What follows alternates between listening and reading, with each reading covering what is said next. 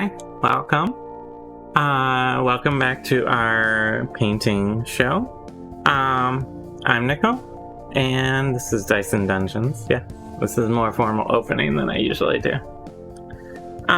Today, I'm going to be working on these two pieces. This is the Etten I did last time I was on. I need to do the rock he's standing on, just to finish that up quick. Otherwise, today I'm going to be working on this dire crab. That's my main project. It's a very large, very menacing looking crab. Good. There you go. So that's my main project, this dire crab, but I want to finish up the Etten first. Here on Dice and Dungeons, we do this 3D printing and painting. We have some printers running behind me right now, as you can probably see. Huh. That glove just immediately ripped, but I think I can still use it. Just sort of be a mess. Actually, no, it's spreading, so sometimes that happens. It's a good omen for how well today's gonna go, I think. Yeah, we do a variety of 3D printing. We're working on getting a resin printer. These are purchased pieces until we get our own resin printer. Otherwise, we do a lot of filament deposit and make dungeon tiles that we use in our D&D show that is here on Twitch, 2 p.m. Eastern, every Sunday. So, I'm going to set my crab aside for the moment so I can finish up this little Etten here. I already did the dark gray around the foot, as you can maybe see there. Not dark gray, flat neutral gray. So I just need to finish covering the rock with a neutral gray here, and then later on I'll give it a little black wash to sort of finish it up. So I'm just gonna take my medium brush here and give it a quick and simple paint just to finish this piece.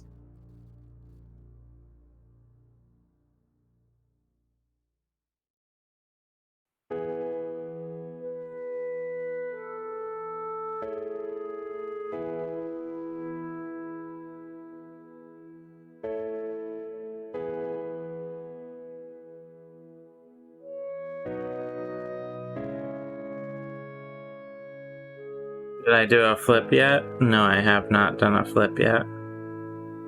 I know it's always the big request. So, there you go. That was a pretty good one, I think. I feel like that went well. That was a solid flip today, which is always a good sign. Maybe it'll balance out the glove tearing.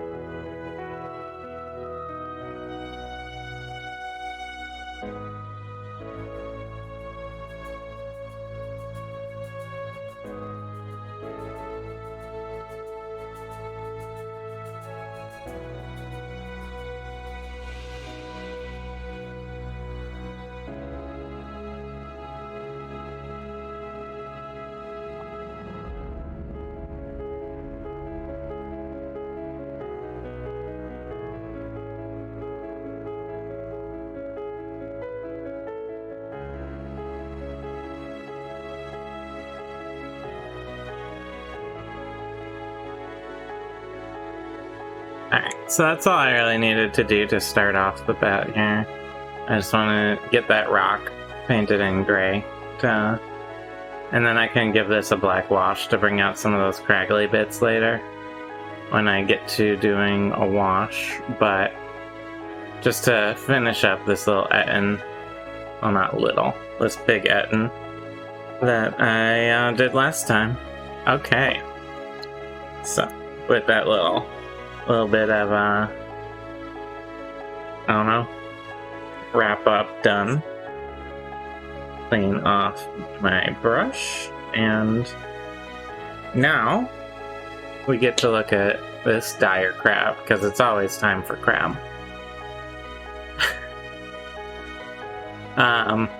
We ran into dire crabs in our D&D game that we do in a town called Krebstadt, where they fish gigantic crabs for sale, for food.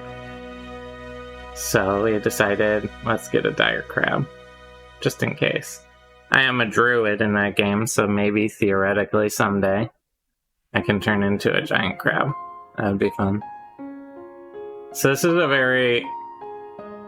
it's sort of complex and simple at the same time, this piece. It's complex because it has a lot of cracks and crevices and angles and everything. Sorry? And, but it's... I just do. I dropped the piece, and I think I broke a leg. Hi.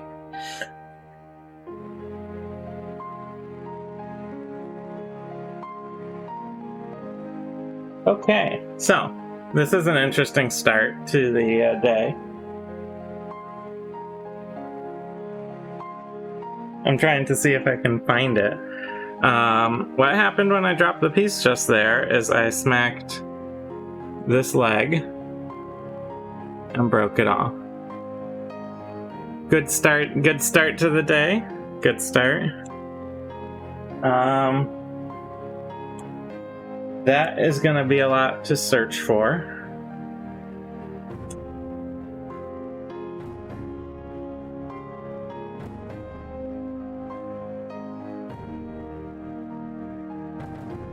I'm not seeing it immediately.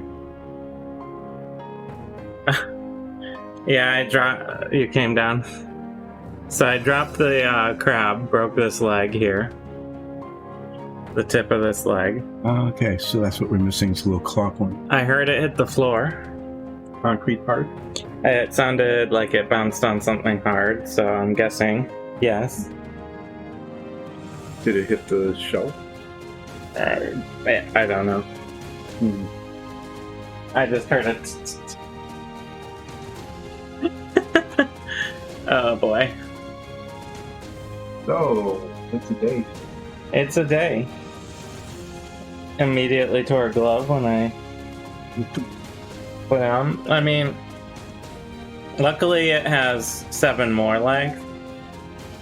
So it's not the end of the world. Maybe this crab was wounded in battle. Maybe. There's always a tragic backstory. But, yeah. Alright. It's a very small piece, and the floor is the same color as the ground.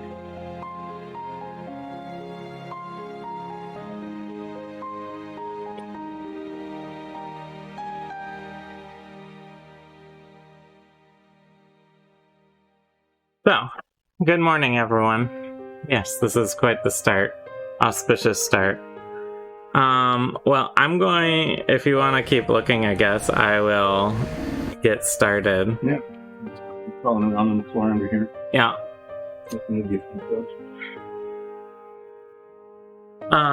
So today I'm going to start off by giving it...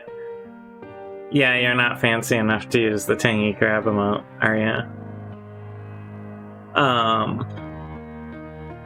I'm going to start off by giving the crab, what's left of him, a base coat in this blue. I'm going with a sort of blue and green theme for the crab. So these are some of the main colors I'm going to be using today. These 2 greens, these 2 blues. And this will be the Barnacles, this color. You think you found it? Way under there? Do you need a stick? Here. Can you use these?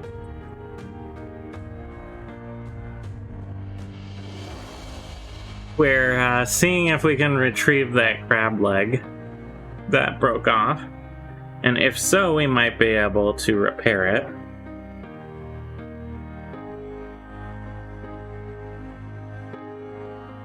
You lost sight of it?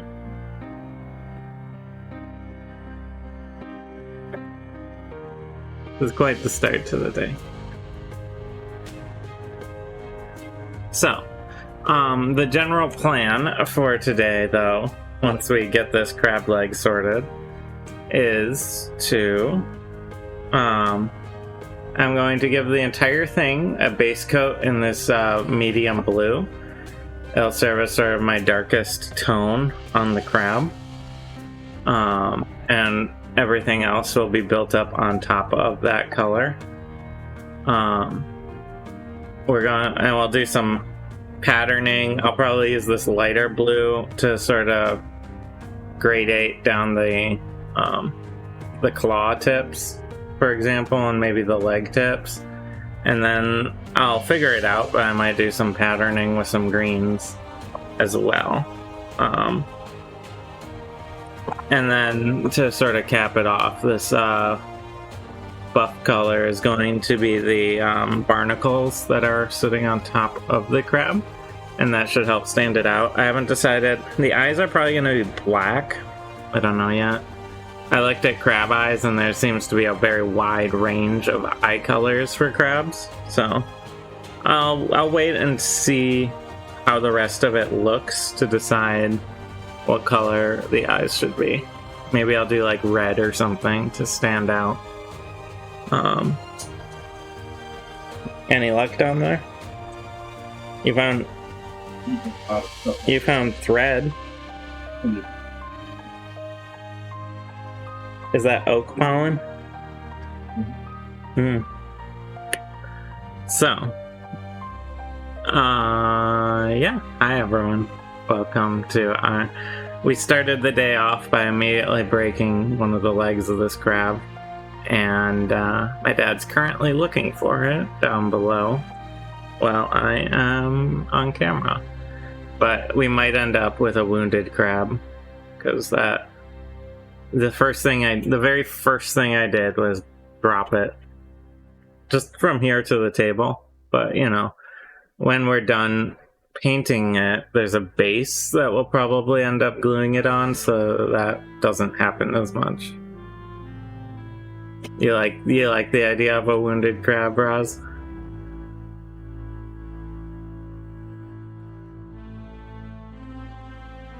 So, yeah, we'll see how it is. I did at least not screw up. I finished the rock on the foot of the Etten here. I painted it in gray. That wasn't too hard, so I didn't mess that one up. And I'll probably, I'll wash that later. With the Etten here.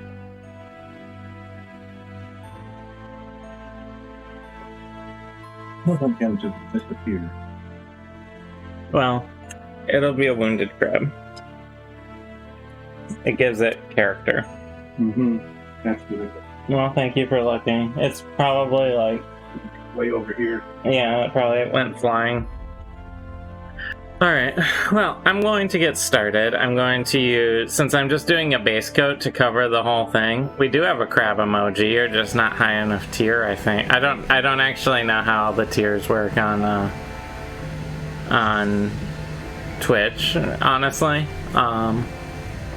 But our tier 2 subscriber has a crab.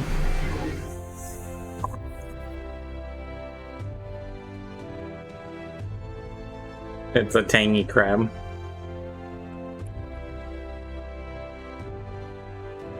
Good tangy crab. I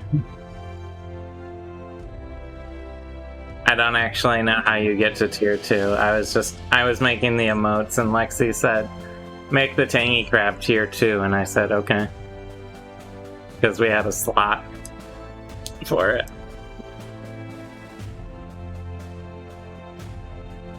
Okay, so I'm gonna take this medium blue. It's a nice It's pretty medium. It's not super dark, but like you can still tell it's very blue, which I like about it.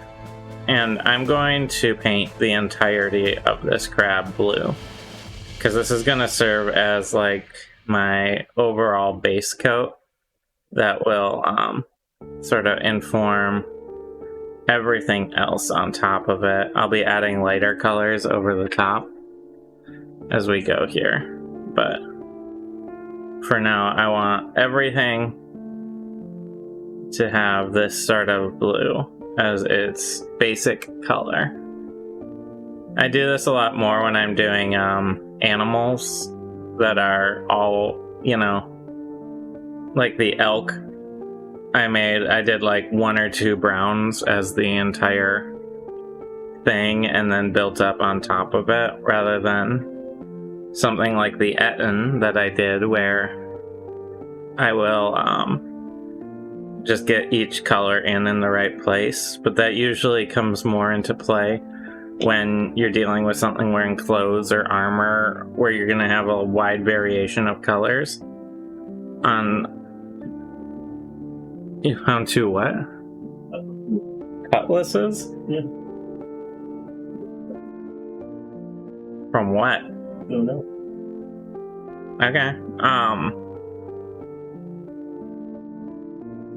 But I do, when it's something like this where it is ostensibly like a single organic object, it makes sense, to me at least, to have your sort of unified color running across the entire underside of it, and then from there on out you build up and over that single color.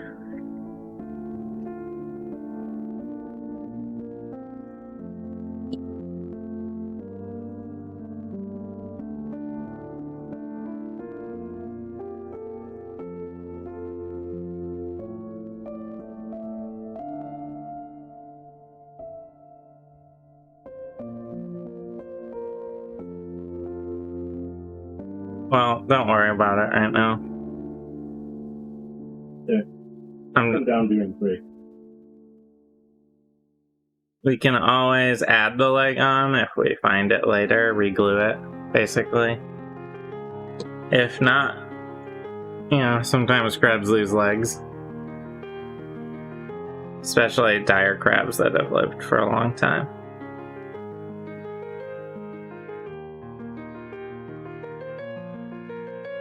It's like the crab in Moana, right? Had his leg torn off. In an epic battle.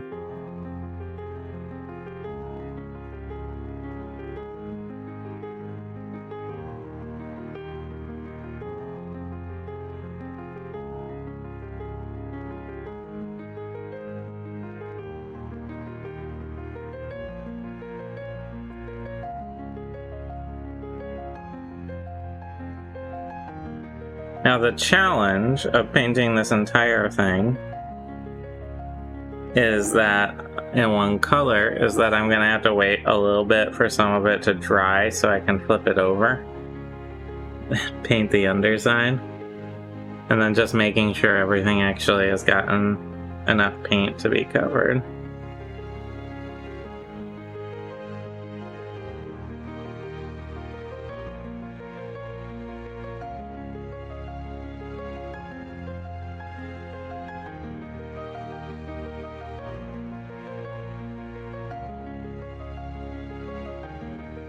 And then I'll probably do the legs last when I can hold the body.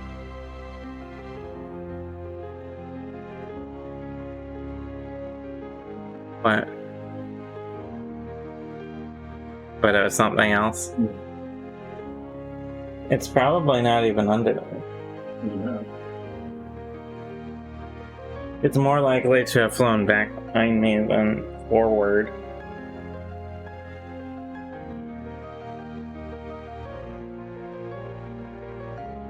You know? I know. Anyway. Anyway. we'll leave it be.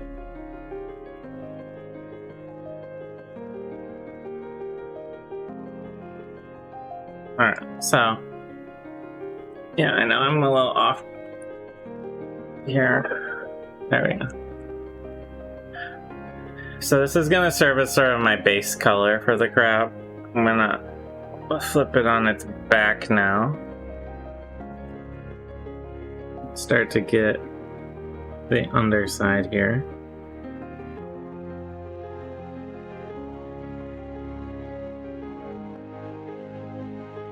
Well, thanks for helping. You're welcome. Trying. See how many legs this has when I'm done with it.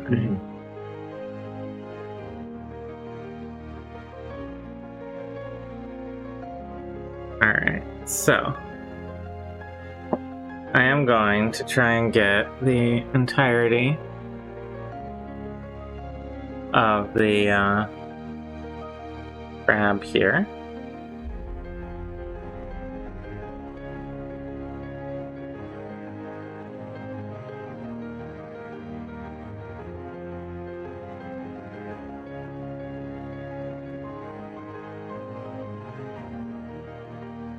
This nice dark blue will serve as a good undertone for everything I paint over the top. The main thing here is going to be getting down into all the cracks and crevices between all the legs and everything.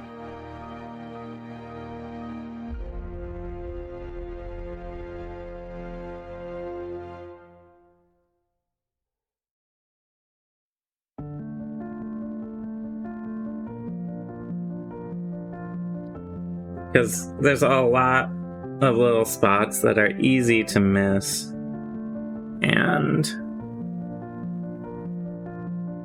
I do not want to end up having to come back and touch it up when I'm in the middle of doing like some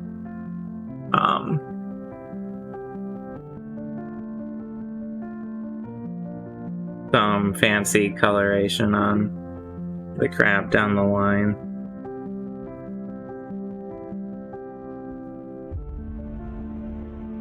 So just getting everything, because like once I get all this base coat on, all of this initial color on, the nice thing is that if I have some sort of inconsistent color over the top of it, I'm not going to have primer showing through.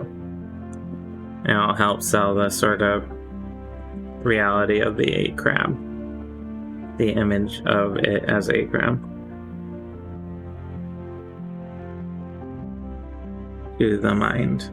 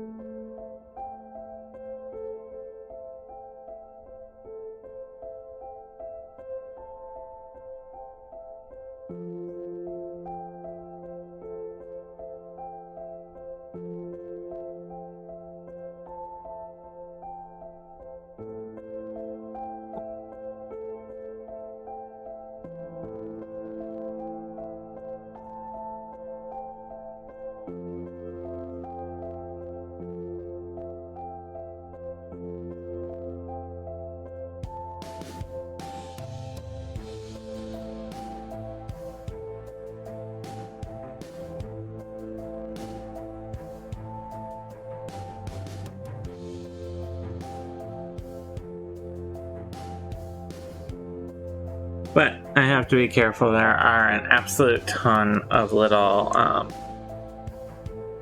cracks and spots, like the backside of this leg, for example, could be fairly easy to miss.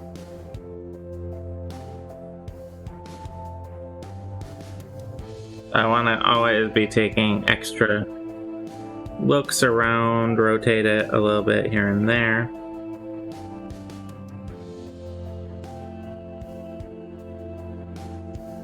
To make sure I'm not missing any place.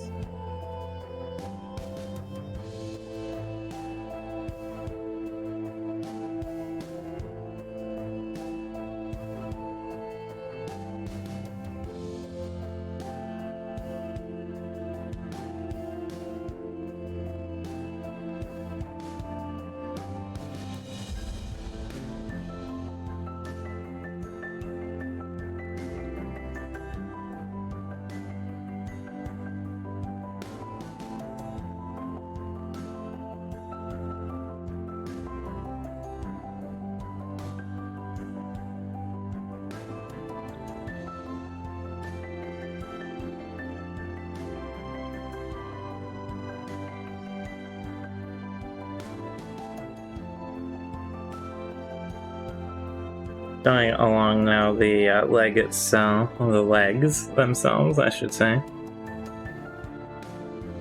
I'm making sure I get way down into the underside parts of the crab here. Because sometimes you'll see, like, oh, there's a little flash of gray from the primer, and that'll really stand out when you're all done. So it's really good to make sure that it's all covered up.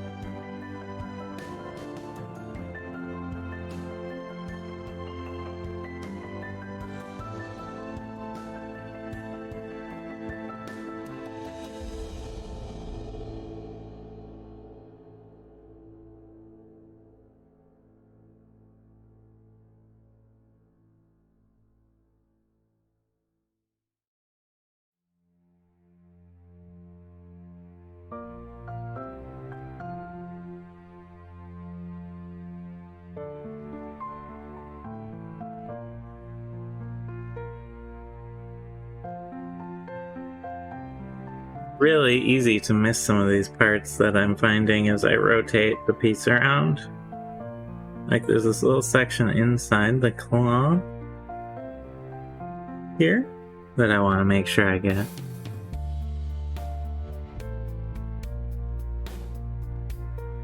And I'm trying to be both delicate and firm because I don't want to drop the crab, but I need to sort of get around a lot of pieces and sides.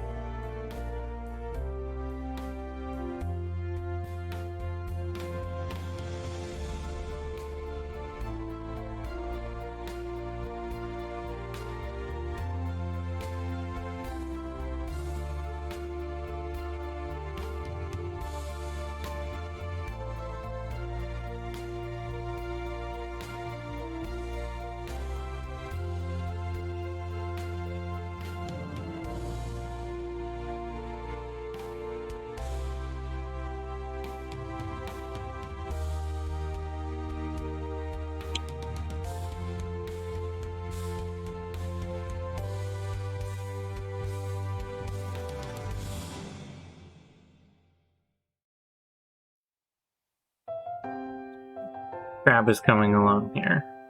Just got some other legs to do. And then I'm gonna give it a minute to dry so I can give it a proper inspection once I get these legs painted in. I want to make sure I don't have any spots where the paint didn't adhere or where I might have missed, especially in like the more complicated cracks and crevices, things like that.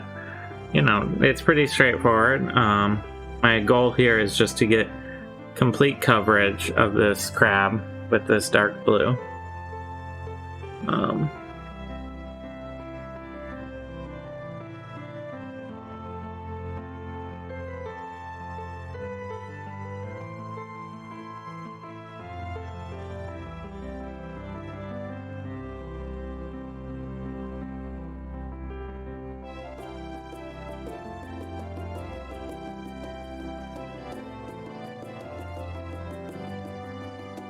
And we're almost there.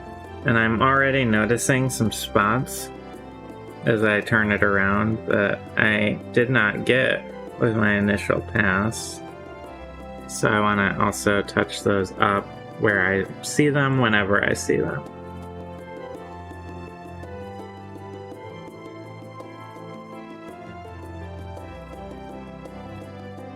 Okay. That looks pretty good. And now I'm just going to do a little touch up where my glove pulled some paint off on the tips of these spines here.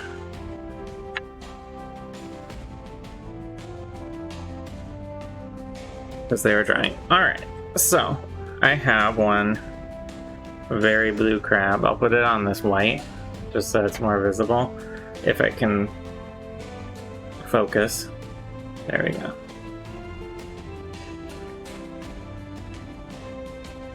Because it is a bit dark on the gray. So I'm gonna give that just a minute to dry here while I wash off my brush, because I don't want to put paint on top of wet paint, ideally, at least with an acrylic like this. So I'm not going to. I will just have some coffee and say, how is everyone doing?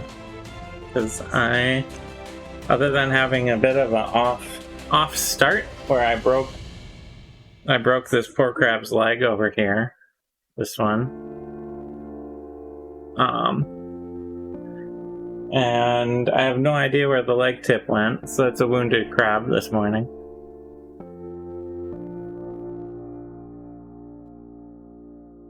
And what I might do while this is drying is I have my Etten here. I finished last time. I did the rock in a neutral gray just now, and I want to put a black wash over that.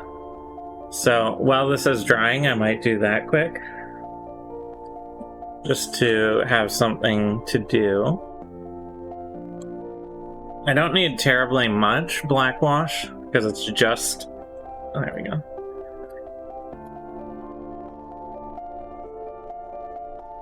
But I want to make sure I don't have any paint or wash on my glove.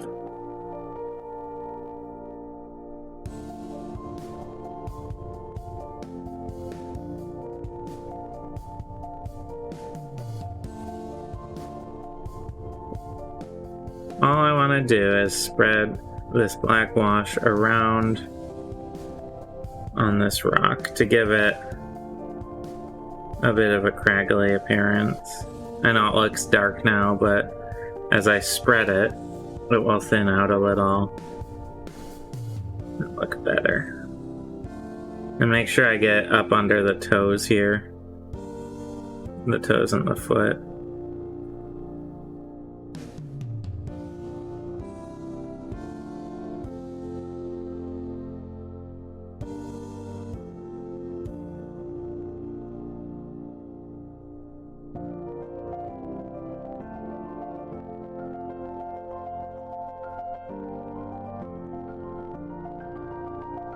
I hope everyone is having a good Pride Month so far.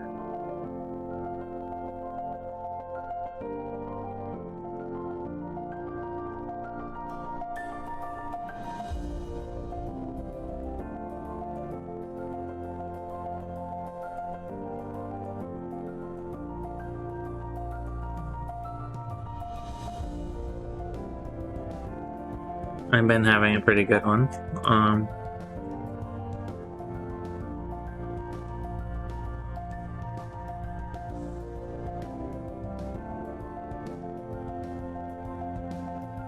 Thus far. Alright, so that should be good for this rock. I really didn't need much, and it will lighten up as the paint dries, but it will give it a nice sort of darker, cragglier look on this end.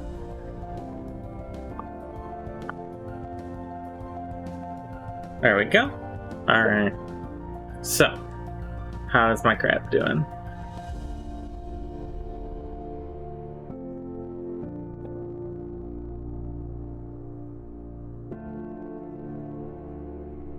Coming along. It still looks a little tacky, and I have started to see some spots where it might need a little extra oomph.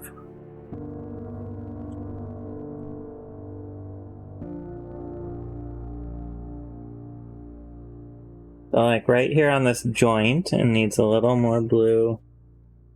A little here.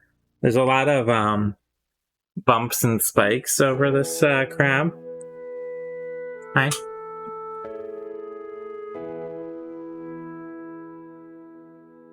There's a lot of bumps and spikes on this crab, and it is easy to sort of have a paint shadow effect where you'll paint over something bumpy and it won't leave a little area. It won't leave paint in a little area on the other side of the bump. So if you move paint across it like that, this area here will be unpainted because the brush will jump over it as it goes over the bump. So I call it paint shadow because it's sort of like a shadow but with paint. I don't know if there's a technical name for it. Probably, but I don't know what.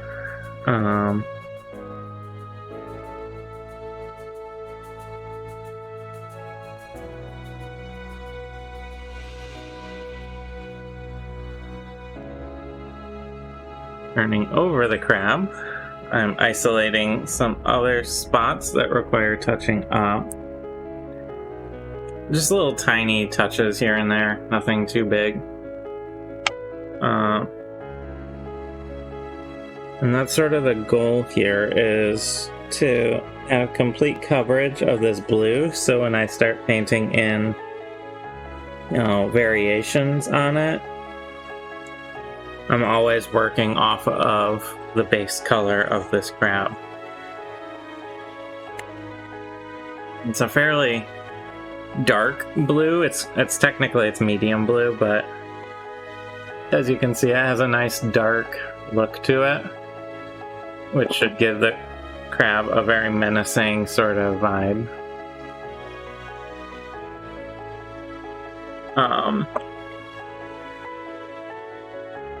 So I'm gonna start thinking about what colors I want to make this. So I have some greens pulled out and some blues pulled out. Another blue, a light blue pulled out. You can see like that. Because I feel like uncooked crab has sort of a blue-green coloration usually. I know there are some that are like pinks and all sorts of fun colors, yellow, things like that. But I want this is like a deep sea kind of crab. So I want to go with sort of blues and greens, I think. This is a flat green that's a little darker, and this is a lighter green, more like a goblin kind of green. And then this light blue. So my thought is I want to do some gradation up from the limbs towards the middle of the body. And I'm probably going to do some sort of pattern or patch on the back of the crab itself with a green once it dries here. And I might do something similar with the bottom. Just looking over all of it. And I'm thinking I might end up doing like red for the eyes themselves, just to really stand out. Because it's a dire crab, it needs to look at least a little scary. So, I'm sort of looking at the shape, and I'm gonna ignore the barnacles altogether in this first part. The barnacles I'm going to do at the very end, because they're sitting on top of the crab's shell. So they're going to just ignore any of the coloration that the crab might have and be their own thing. So don't worry about the barnacles right now. They're gonna be done at a later date, a later time. So I want to do a green What I'll probably do is I'm going to take this darker green first and then build a lighter green on top of it.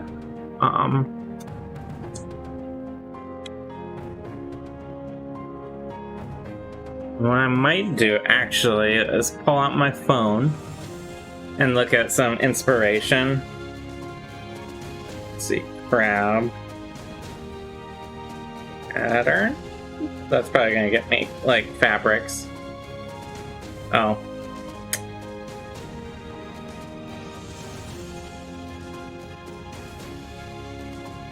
It's hard to get a signal down here.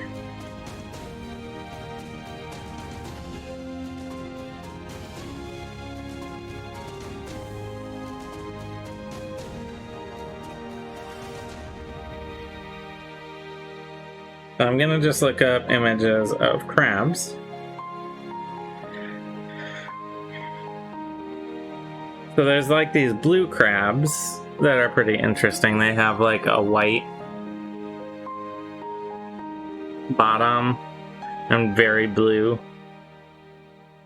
on different parts, and maybe I might take some inspiration from that and do a lighter bottom and a darker top. That's very much a sea creature thing because they'll, as a camouflage, because if you're looking from the top, from above the water, you see a dark top will mean it looks like dark part of the water.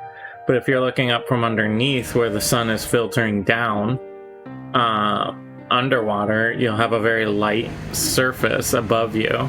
So a light bottom will actually help camouflage you.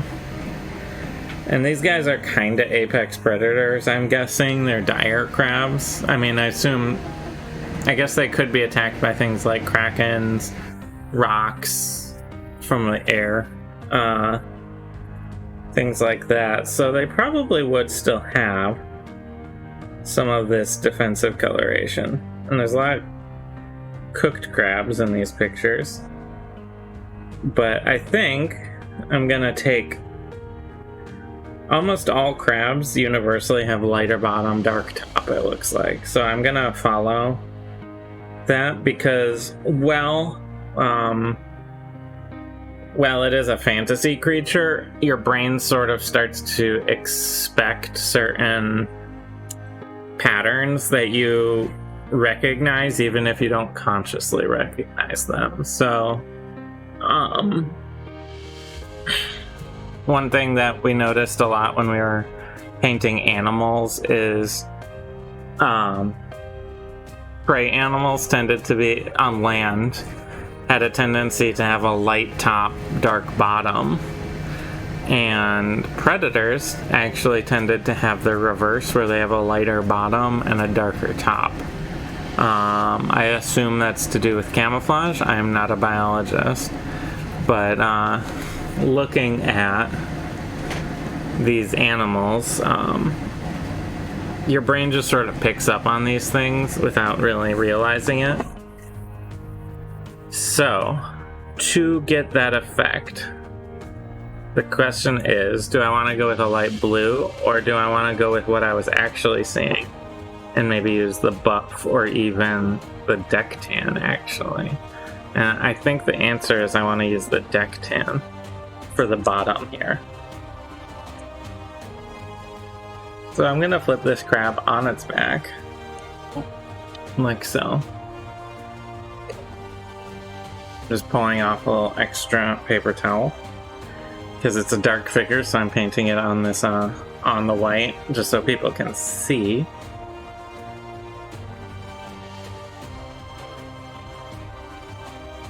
And it seemed like it's a very harsh division.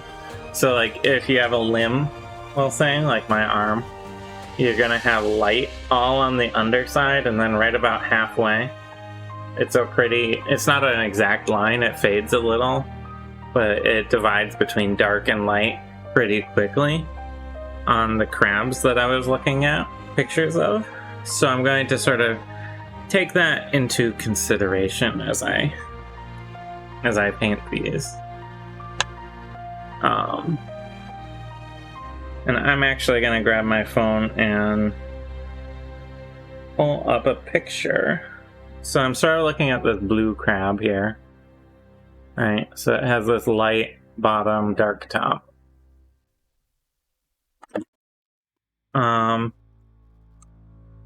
So what I'm going to do is start with my larger brush and start getting just the basics, the basic underside parts in.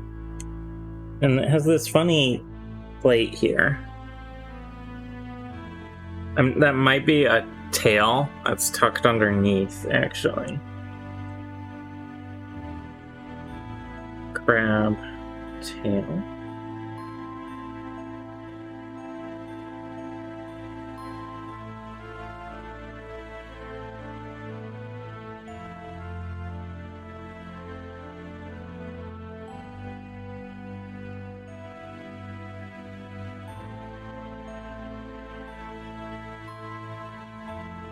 I have very bad internet here, but I'm trying to do some crab research.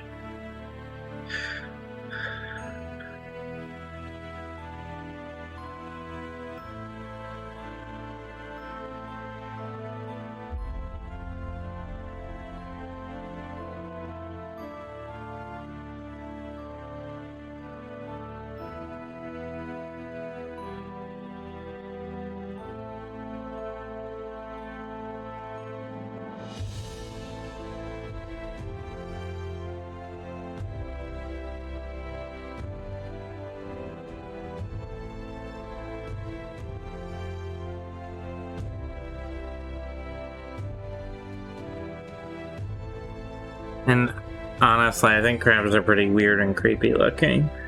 So I'm looking at some blue crabs, and I'm gonna... Okay.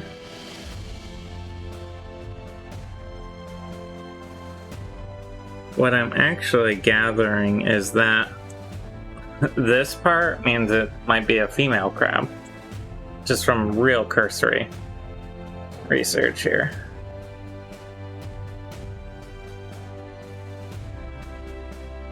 And this part has slight blue coloration, but it's mostly light. So if we look here, it's like this thing on the underside here. Yeah. Alright, so I will keep that in mind as I'm painting it. This is sort of like a tail that's wrapped up and under it, I think, based on my my limited understanding of crabs. So what I'm going to do is first start getting the parts that need to be very light painted in. And you know what, I'm just gonna actually switch to my blue brush for this.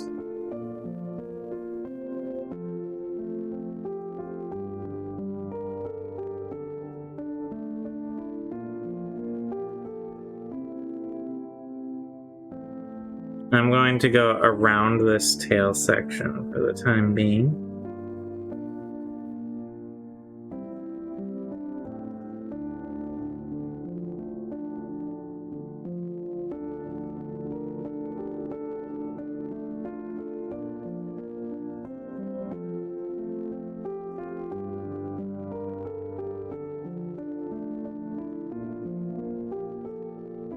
Fun trivia thing about crabs is there's this thing called, I might be saying it wrong, carcinization, where sea arthropods have a tendency to adopt the crab shape, even if they're not related to other crabs.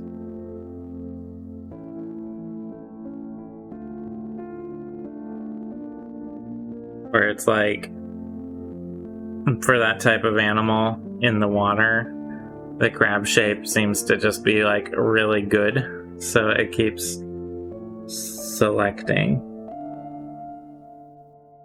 the crab shape.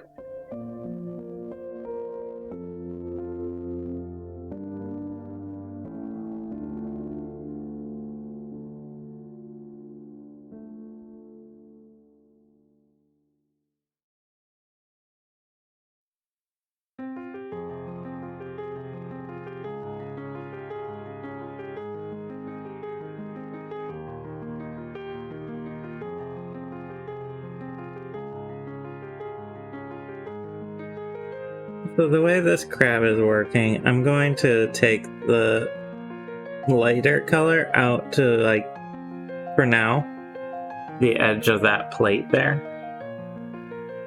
And then sort of flip it over and see how it's looking, because as much as I'm trying to be sort of, like, in tune with the biology of the crab that I'm seeing, the patterning of its shell, I also want to maintain sort of an aesthetic quality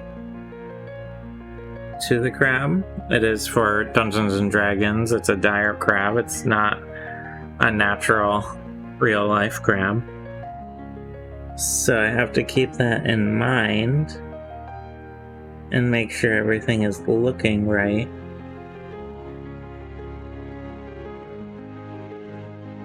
As I go.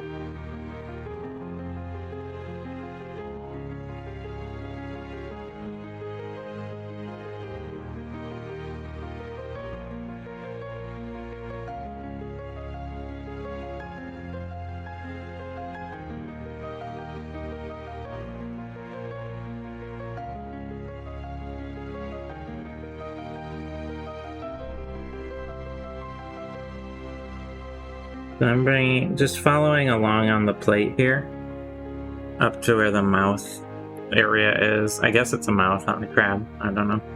They have these weird little claw thingies. Mandible sort of things.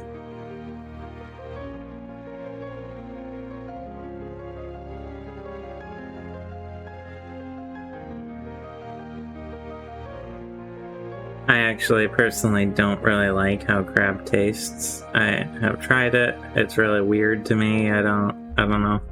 It tastes funny to me. But that's just a personal preference.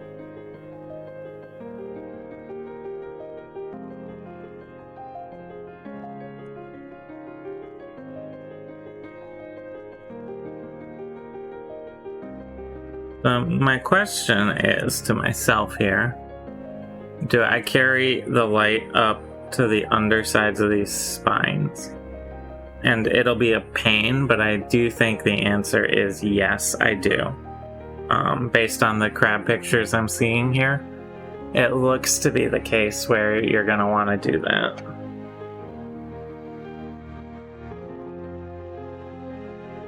So it'll be a little tricky with all these limbs. But it looks like the reality is I want to bring the lighter color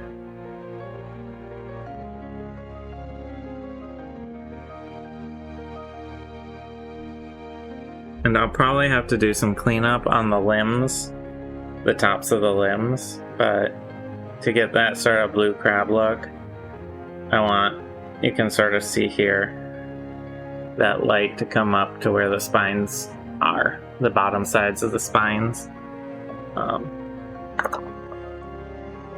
Gonna give my paint a little shake here, and my brush a little cleaning. One thing that is important in painting in general is to monitor how clumpy the paint is getting on your brush. Especially the smaller brush you use, the easier it is to get clumpy. Because the paint will start drying. Any paint that doesn't come off the brush starts drying on the brush.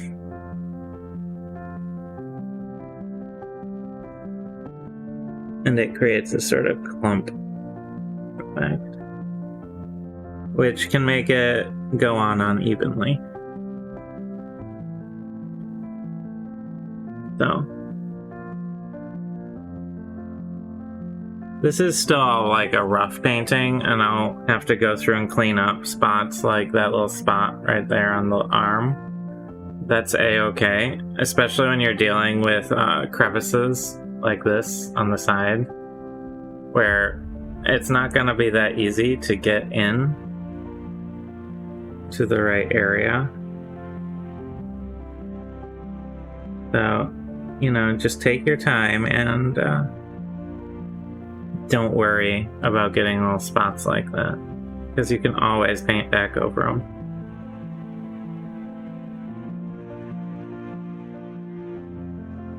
But that's looking more right, even though it's rough right now. Just getting the light on the underside of the shell here.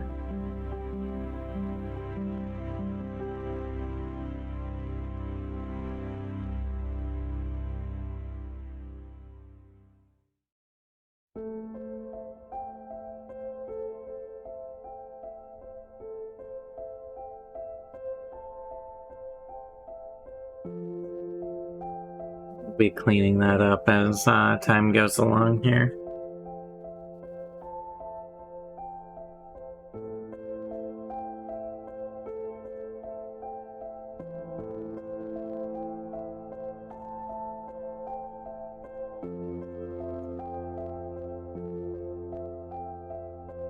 But right now at this stage, we just want to get everything that's supposed to be a color, that color. And there'll be a big old cleanup and touch-up process.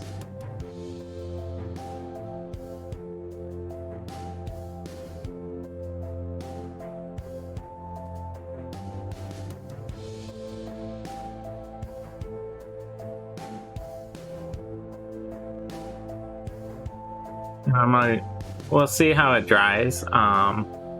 I might end up putting a little extra on because some of the darker blue is showing through the deck tan here. But I just want to make sure I get everything painted in first. And then, of course, everything will be getting a wash, and that will bring out a lot of the cracks and crevices that you're not going to see too well when it's just the flat paint on it.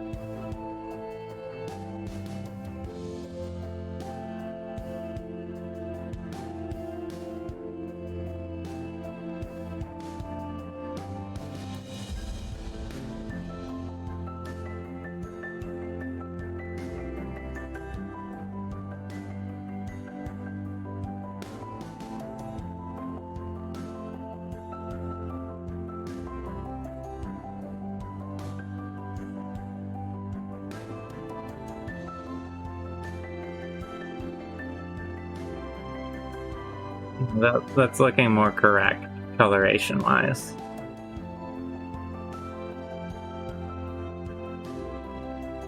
So what I'll do, ultimately, once I get all of the deck tan in, roughly, is I'll probably come back down over it again with the blue here. And clean up all the lines and make them maybe a little more natural looking. It's just going to be a bit of back and forth that occurs, basically, to get that natural looking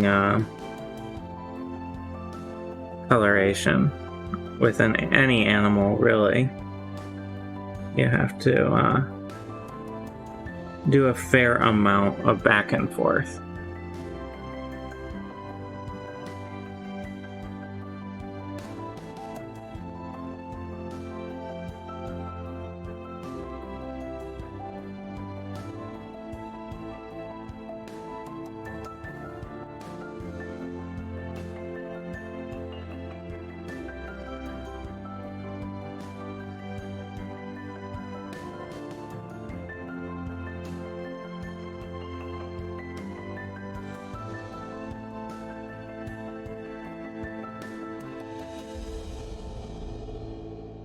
And some of the leg is going to be done in this light color as well. I'm just worrying about the body first, and then we'll get to the legs.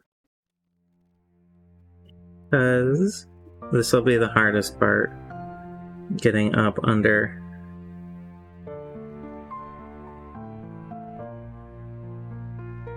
these spines.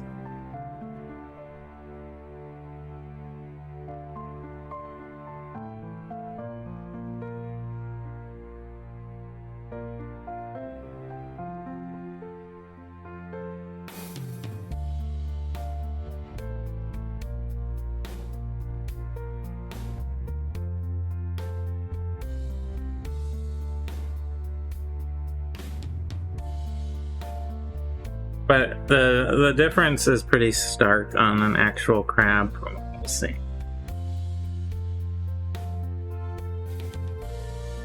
And this is going to be based loosely on a blue crab.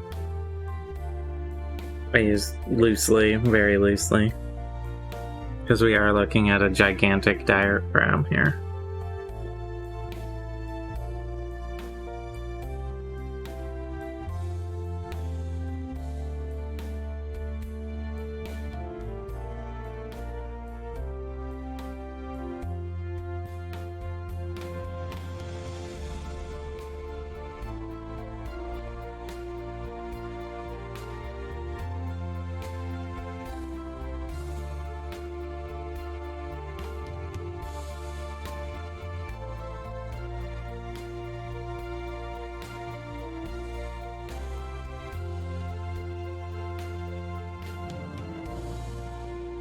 But in my process, I like to really just get the coloration in correctly and then do a lot of refining, because I like to know where I'm going with the crab, or with anything I paint, really. I like to have this, I sort of think of it as a sketch. I like to sketch in the color that I want, and then sort of refine over the top of that sketch.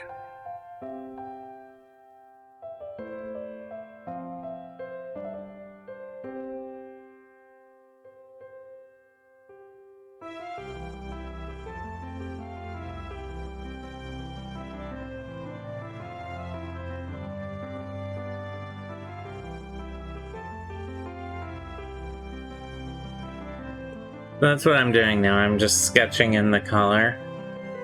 But you can sort of see how much more natural having a light bottom and a dark top is on a crab. So, setting it on its back here.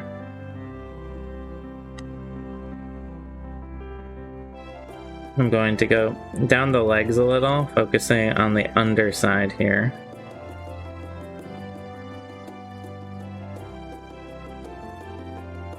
And then later on I'll be flipping it over to sort of see how it looks. And I feel like on my crab pictures,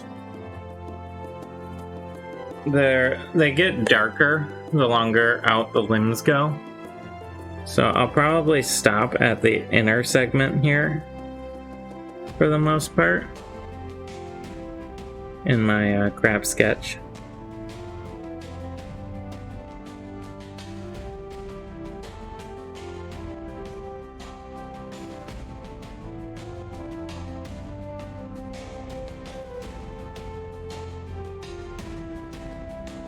Stopping right around there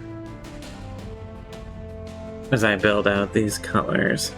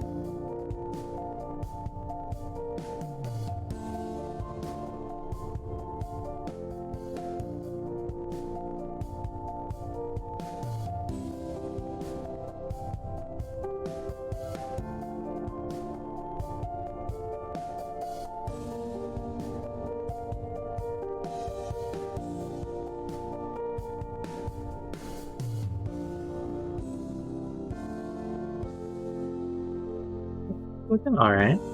Just getting that color shift in there.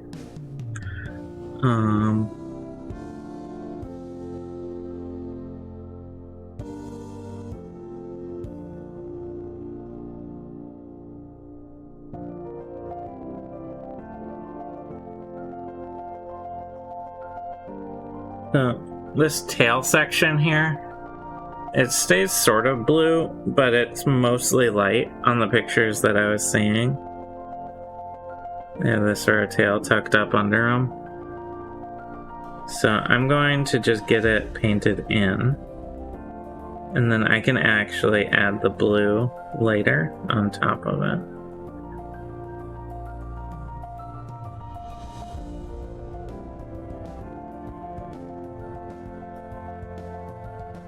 But it was a good handhold for a while.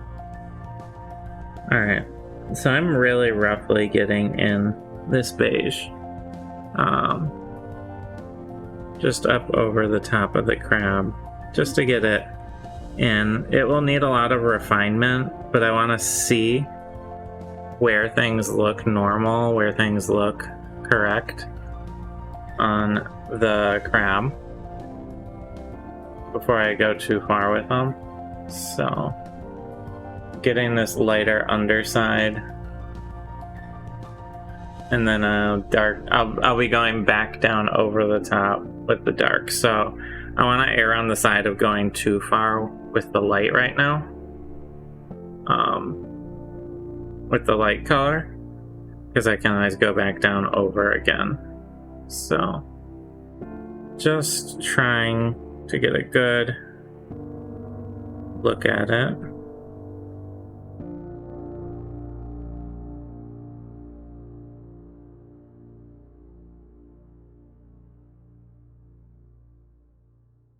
Generally speaking, you're not gonna see the bottom pretty much ever when it's on the table and you're fighting it like that.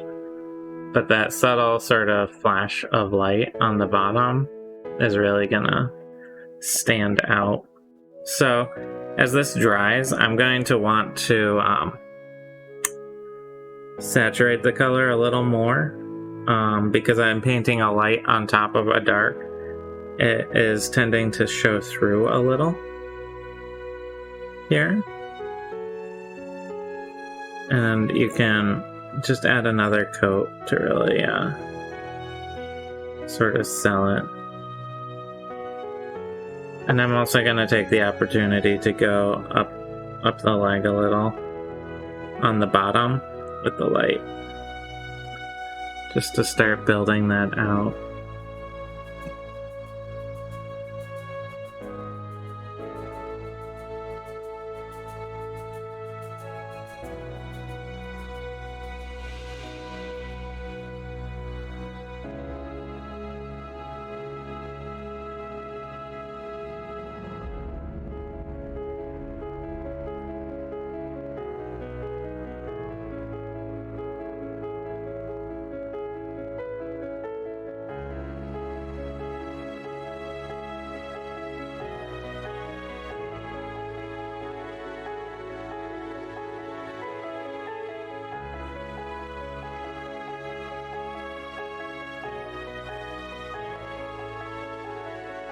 So at this point, I'm going to start looking at, getting the shape down a little.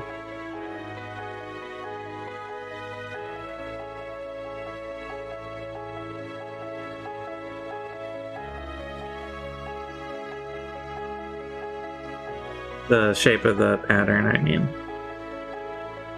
That wasn't very clear. Well, I color in a bit more.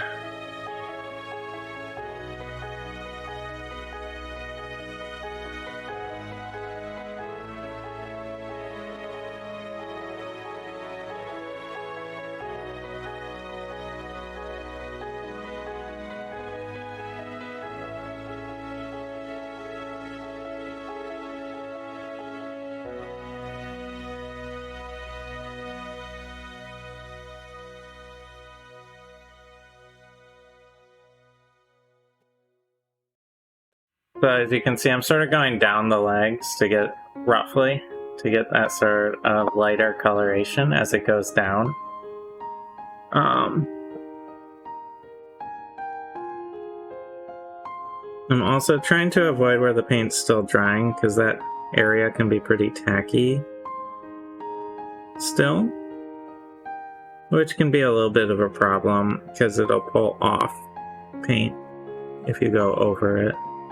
But I'm also trying to, you know, work for time here.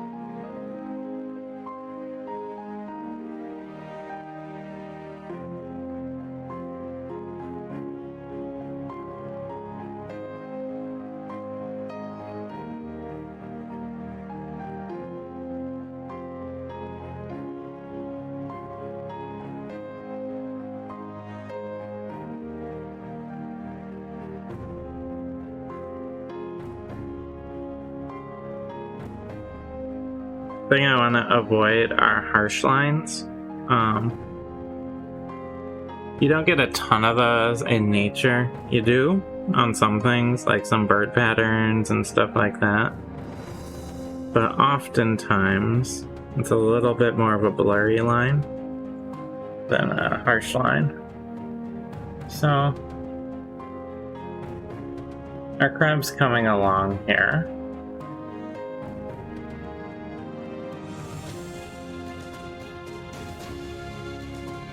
Now, with this big claw, I'm gonna look at my crab pictures.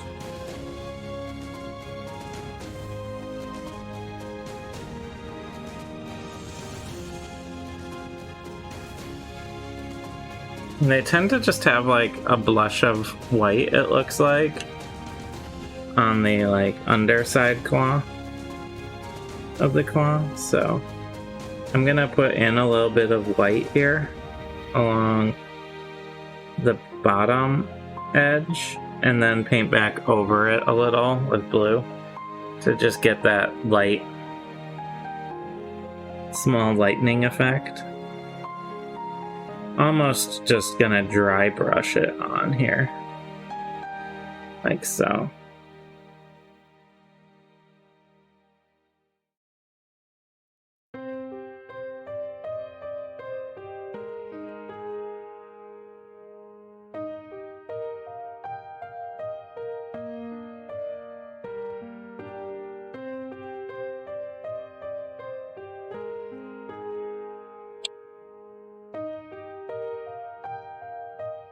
Sort of in that vein. I'll touch that up a little more as we go.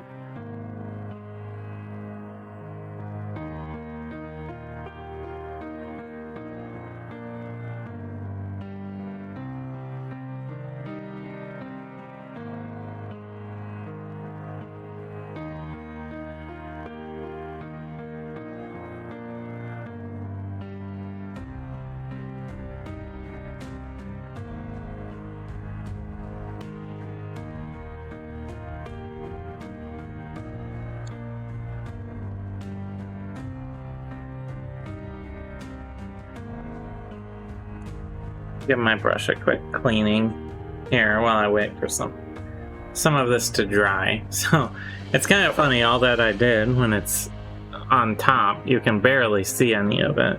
But that's kind of the point of the camouflage, because if you're looking at it from above the water, you're gonna have a very hard time seeing that in the water. Whereas if you're looking at it from below, underwater, that's going to look very hard to see against the light that's shining down from above. General idea of the water camouflage in a lot of animals. And we're going to try and mimic that a little in the crab here. So we are looking at a dire crab, so I am thinking about how can I make the top look a little fancier, because it's gonna just look kind of dull as a single blue. And as I've been looking at it, I am going to use this lighter blue to add some details.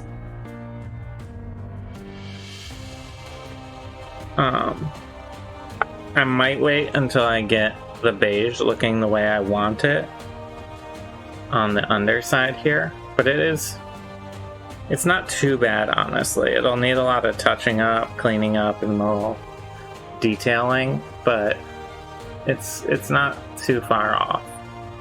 It's a little messy right now.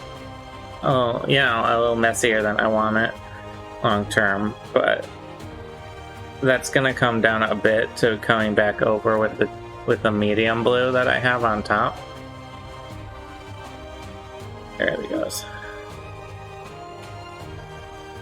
So what I might do is pull out my medium blue here and start the sort of push and pull back and forth between the beige and the blue, and then I can do detail color down the road here. So one of the first things I want to do, I'm going to cover up those splotches. I got a couple little splotches of beige on the upper side.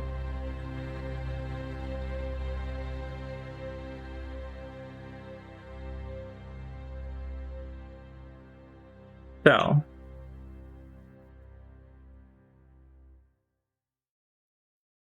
what I'm gonna do is sort of do not a full dry brush, but sort of a partial dry brush, and sort of go back down,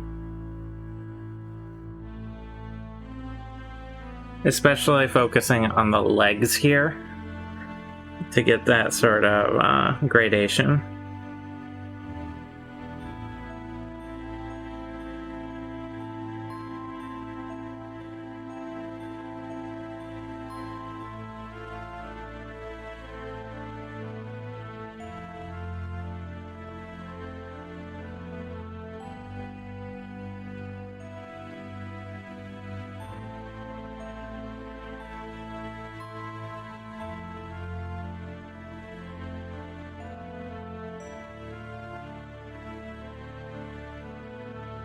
So I'm liking how this leg is starting to look here.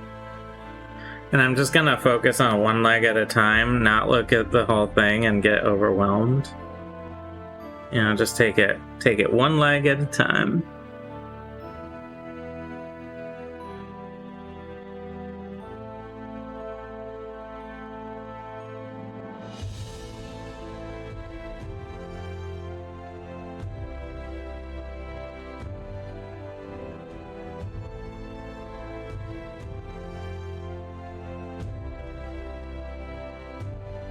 So the way you sort of do a dry brush technique is you get some paint on the brush of the color you want, and then you will dab off a fair amount so that the brush is relatively dry.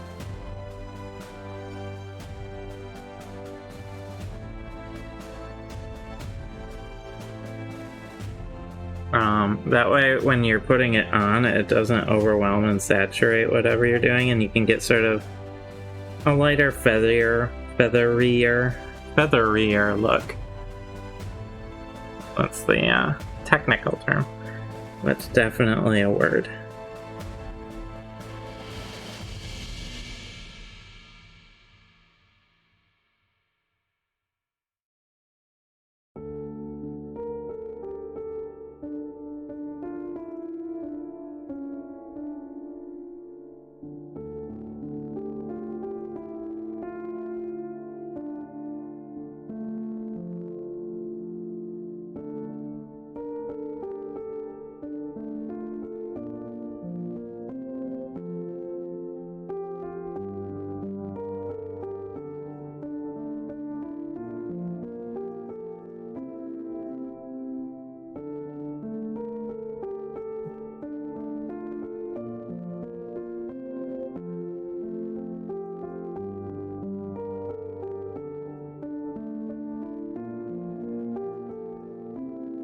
And I'm starting up in the blue area and working down over the beige. That way I don't overwhelm the beige and oversaturate it, even with a fairly dried brush. Because if I get a little extra blue on the blue, it's no big deal.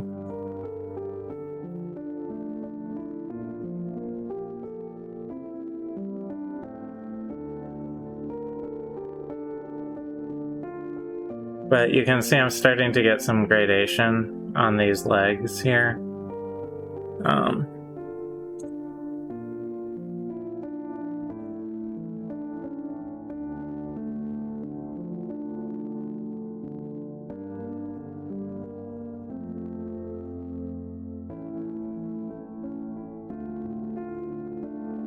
That's sort of what I'm looking for.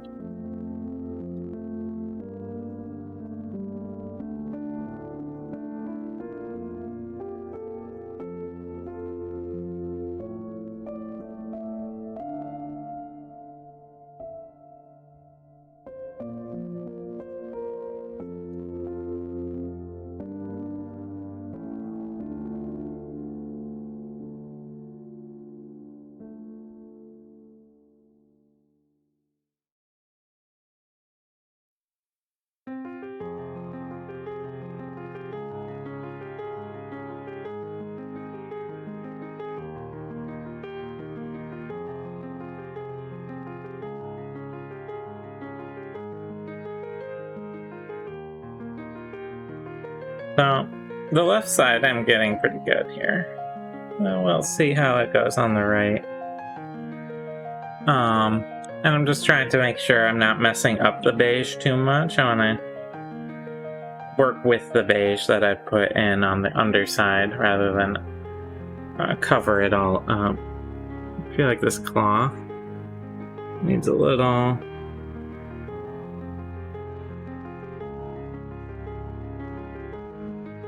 toning down, especially right there. It seemed to be a bit much. Yeah, that line is just a little too harsh right there on this claw. So I want to just deposit a little bit of blue to break up that line so it doesn't look so intense. Now on a crab, there is a fairly distinct line between light and dark from what I've been seeing. So I don't want to remove that entirely. I just don't want it to look like a hard painted line that I put some tape down and painted the difference, you know?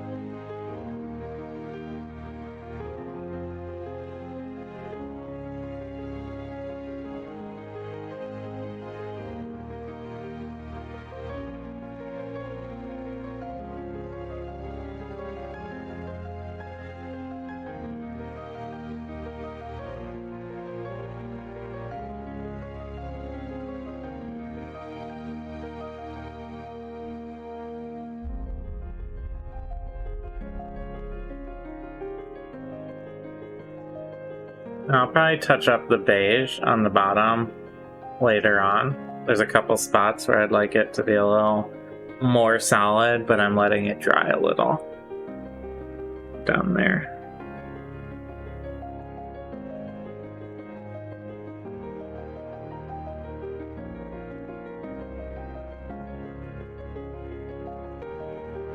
I don't know how well you can see it. Right in there, it's a little bit more of a hard line than I want. So that is where this comes in. Really break it up, make it a little uneven, darken up the top.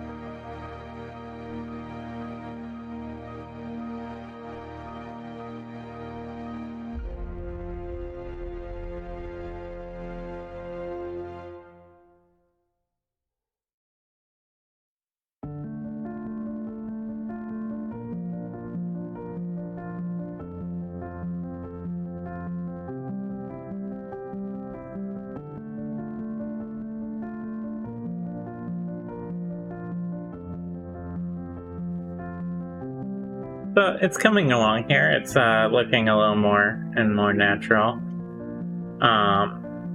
Once I get through the legs, I'm gonna do some beige touch-up on the bottom.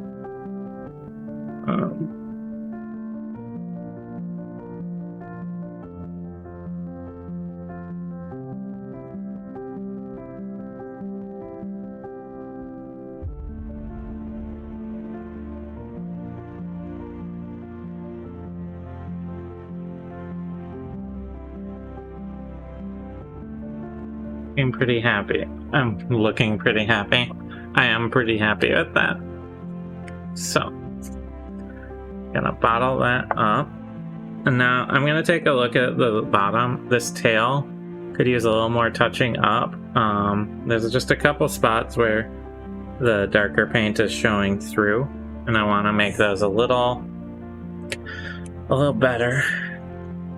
But first, I need to clean my brush. You can actually get a whole lot of paint buildup doing a dry brush because it dries quickly on the brush. Because there isn't much liquid there to keep it from drying.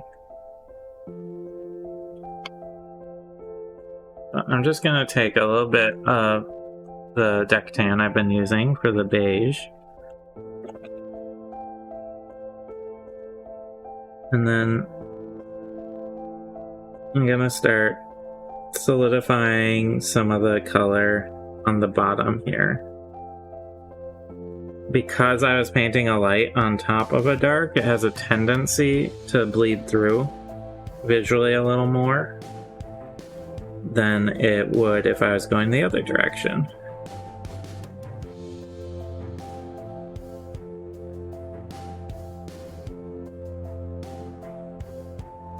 So I'm painting the little curled up tail part here first in order to let it dry the longest so that I can dry brush a little blue on top of it.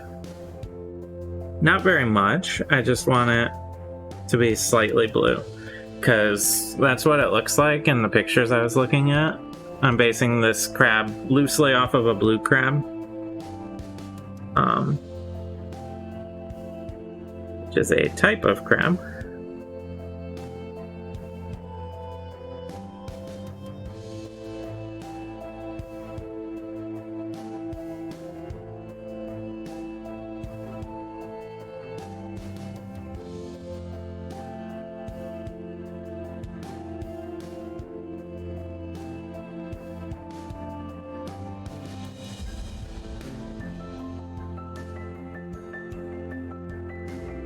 All of these fun sort of cracks and crevices on the underside that you'll never see when it's upright, they'll become much more visible when I wash it down the road at the end, really.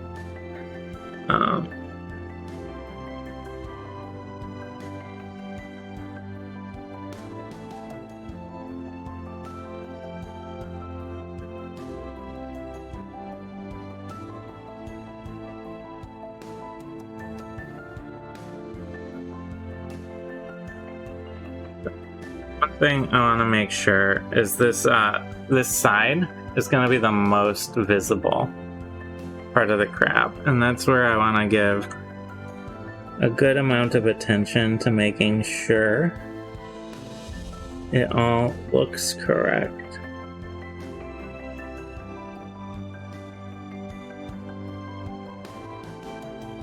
So with that in mind, I'm going to be carefully going around, erring on the side of going up over the top of the shell because that's a lot easier to clean up than getting the underside of the shell here. Make sure this is all the right color.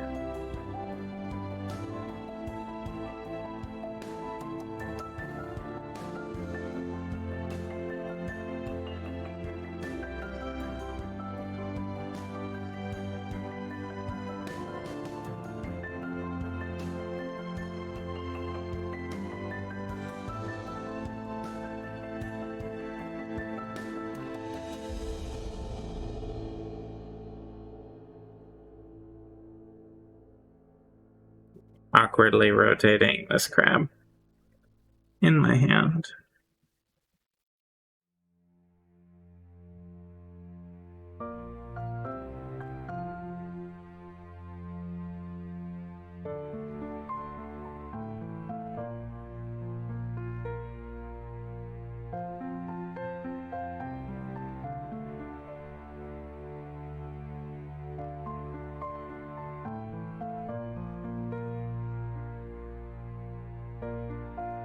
And it's going up and over a little bit. That is perfectly okay.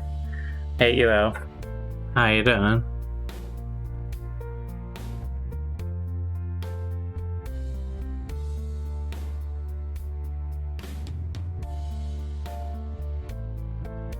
How is everyone's spring going so far?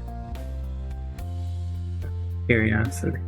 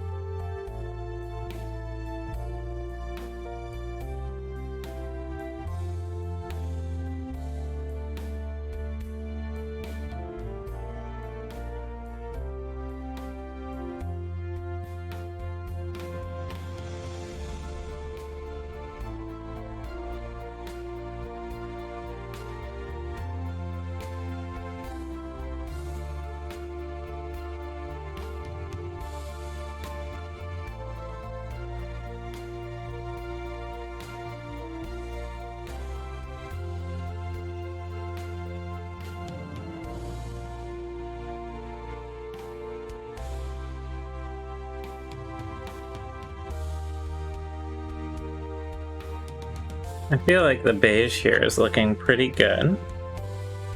There we go. Cramp down. So I got some around the top edge here. It's going good. It's finally starting to stay warm. Well, that's good to hear. Yeah. It's been around here. Whoops. Knocked my Etten over. And hello there. Is it Big Mitch 45?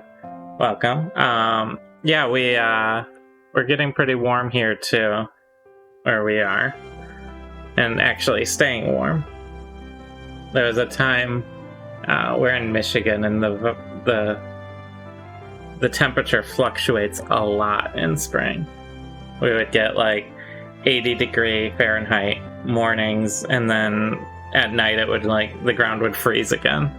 So we're finally getting out of that, getting into a more regularly warm temperature, which is nice. So I'm putting the crab on the cloth here just so it's more visible.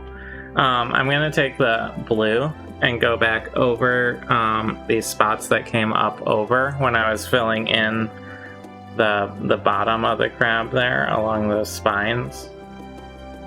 And then I might, depending on if it's dry, do a little dry brushing on the tail segment there. Probably give it a minute and do a little detailing and coloration with the lighter blue, actually. But we'll see when we get there. So for this, I just want to make sure I delineate between the top and bottom here. I let myself spill over towards the top just because it's a lot easier to paint this side than it is the underside. So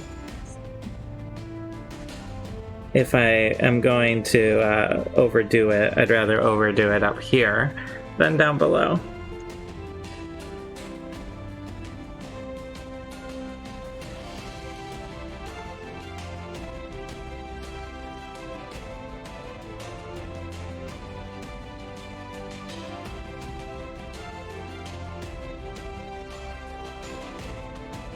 So I think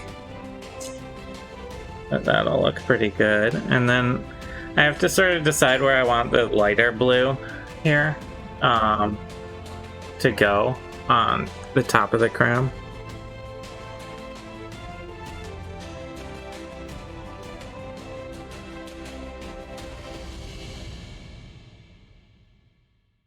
I'm excited for spring solely because we have a lot of berry bushes growing around our house, and they are all looking like they're gonna make a lot of berries this year. And I always really like having those grow in.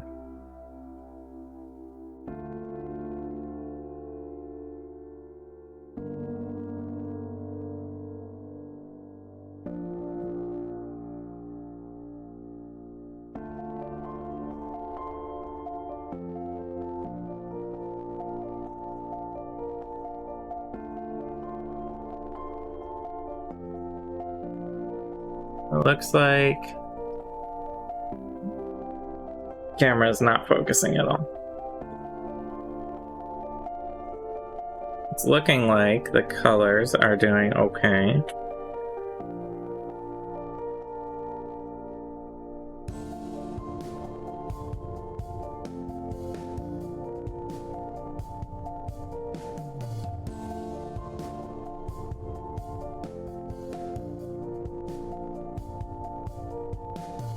I'm putting sort of a harder line on the spiky shell part than I did on the limbs, because the pictures I saw of crabs that seemed to tend to do that.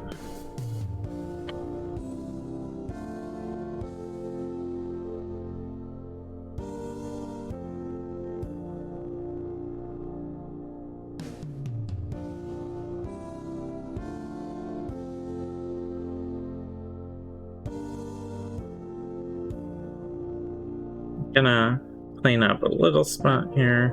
Could be a little more of a loose, blurred division on that limb right there. Okay. Alright, so that needs a minute to dry on the top. How is my tail looking? Because I have the blue out. And I would like to see if I can get a little bit, not a lot, just a little coloration.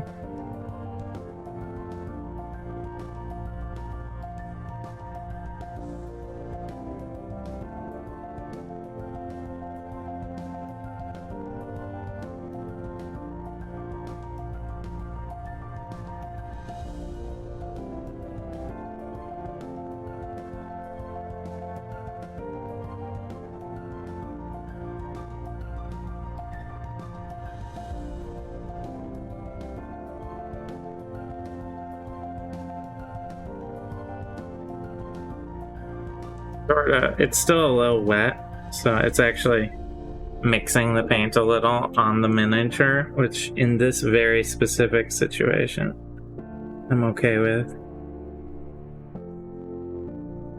I generally try to avoid that, but I'm making this very lightly blue tail, which it's on the bottom of a crab model. When I'm using it in a game, you're never gonna see this, honestly. But, you know, it's good to have it under there so you know it's there.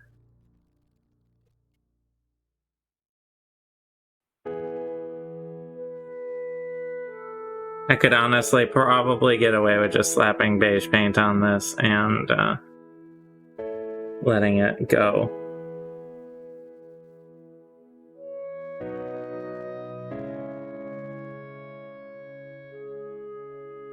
But gotta be accurate, I guess.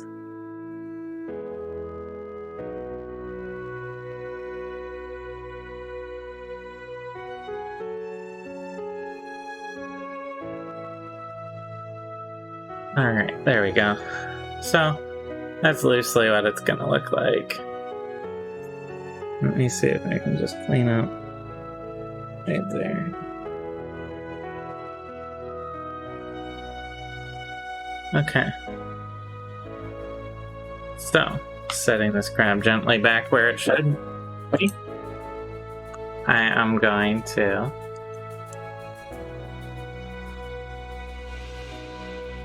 eventually get the cap back on my... There we go.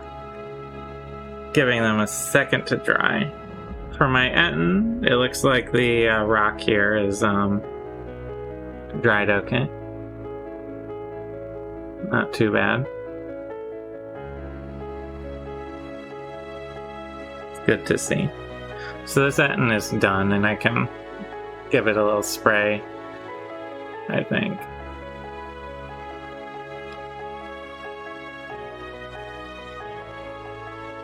Oh, coating to protect it. Okay. See, it's about noon my time. We're getting close to it, at least.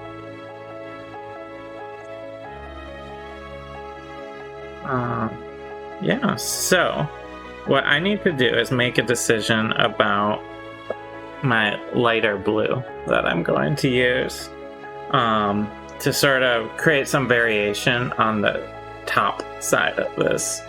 So generally speaking, this is how the bottom side is going to look, other than a wash down the end. Because that's just how crabs are. From what I've seen, everything I've seen online, pictures of crabs, they look pretty much like this on the bottom for camouflage reasons. But the top is a little more open to interpretation. I like these spines that are coming off the edges, and I want to maybe highlight those a little bit. And then on a lot of crabs, it looked like the limbs were also lighter on the far end of the appendage, and then they got darker moving up towards the body. At least in a lot of the crab pictures I looked at to do this. So what I'm going to do first is I'm going to bring the light blue from the tips of these spines in towards the rest of the body here. We'll tackle the face at the near the end, but I might lighten up right around the face as well to make it a little more visible. This is sort of where I start throwing pure biological copy it sort of out the window and go a little more for aesthetics. This dark light patterning is going to help sell your mind as crab, but it is a fantasy crab. It's a gigantic crab, like this is a normal person size next to it, you know, so it's a dire crab. At least in D&D terms. So, I haven't used this light blue in a good while, so I'm gonna really give it a good shake up.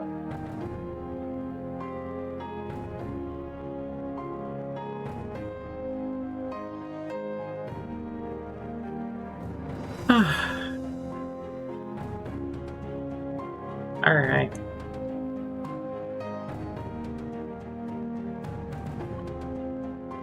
Does anyone have any plans for the summer? Anything exciting?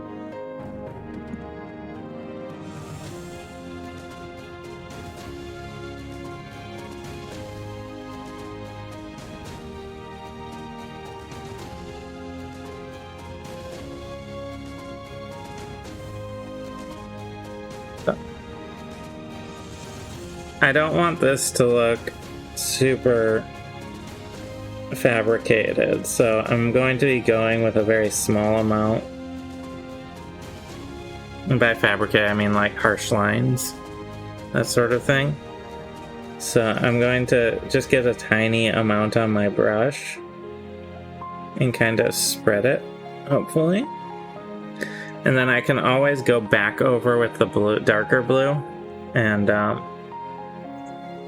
you know, help create that variation and gradation.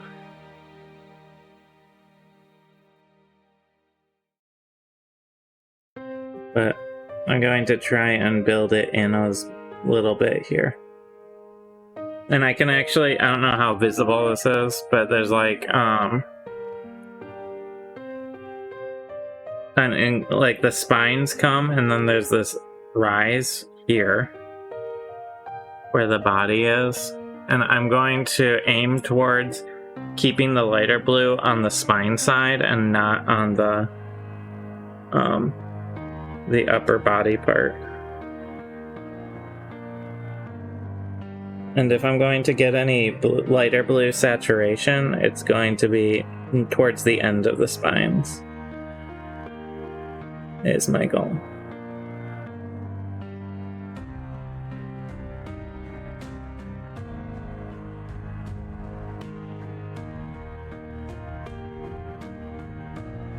And I'm just gonna really take my time doing this. I'll probably also grade the light blue from the tip of the claw back along the length of the claw a little bit to get that variation in there.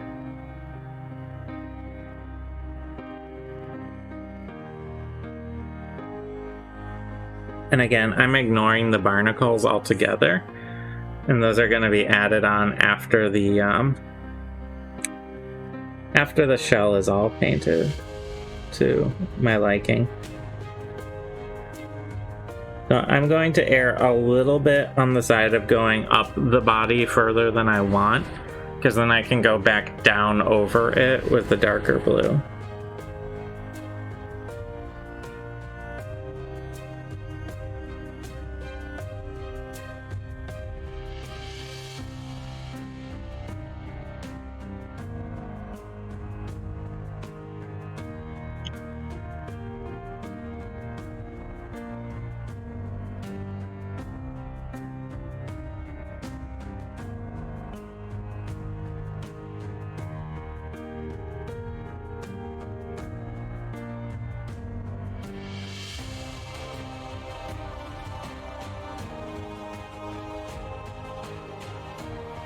This is where the miniature painting starts to get a bit more fun, when you're doing this sort of detail work, at least for me.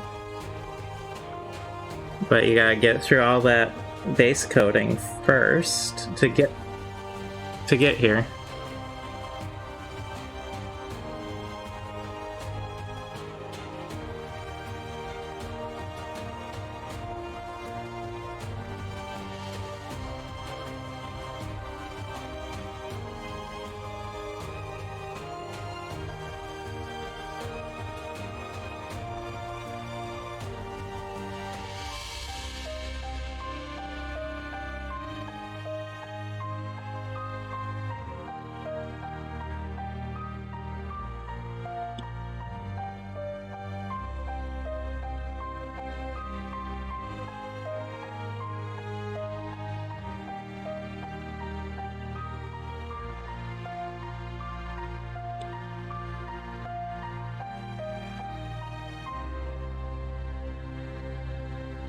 So hopefully you can start to see some of the coloration taking shape here.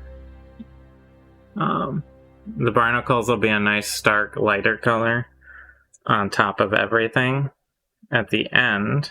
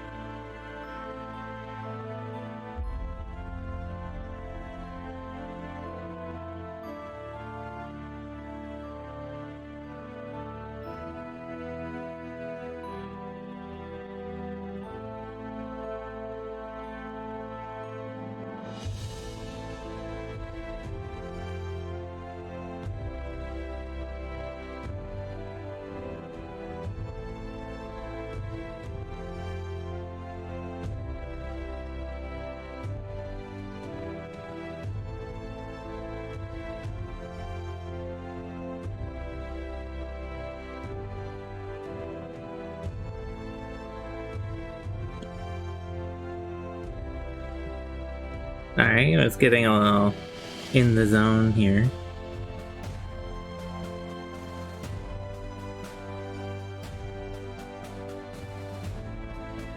So, as you can see, it's starting to come up the body.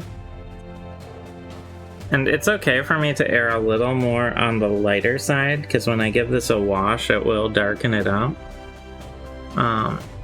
This might be the one time I use a blue wash. I generally don't like blue washes, but in this case, it might actually work out pretty well. At least for the top side.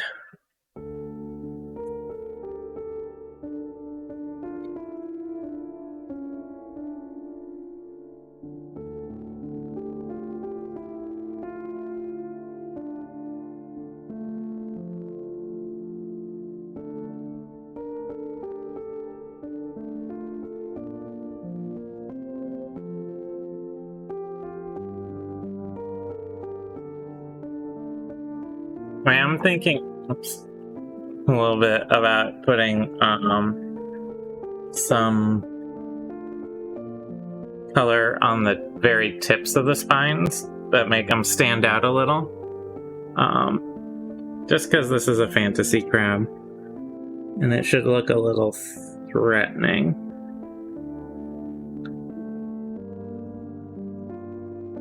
But we'll see how it looks once I get all this lighter blue in.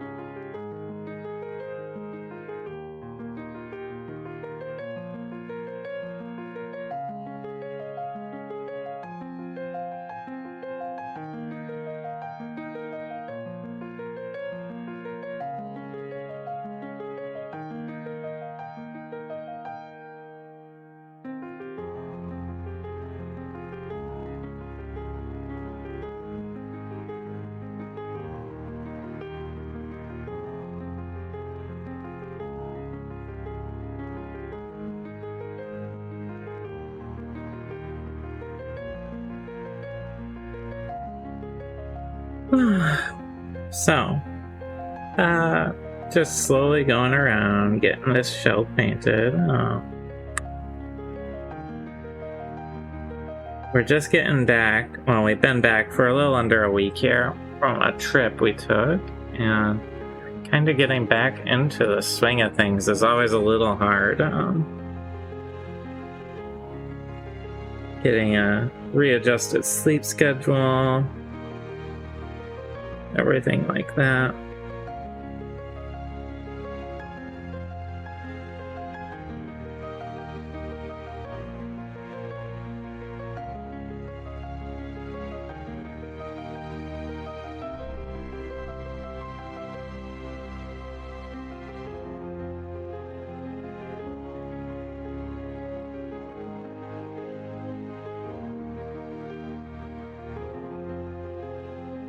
So I sort of built this lighter outside on the spines here.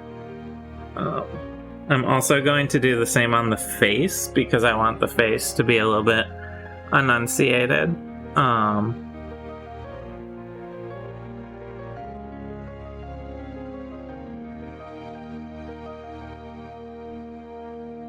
When I put the eyes in and everything.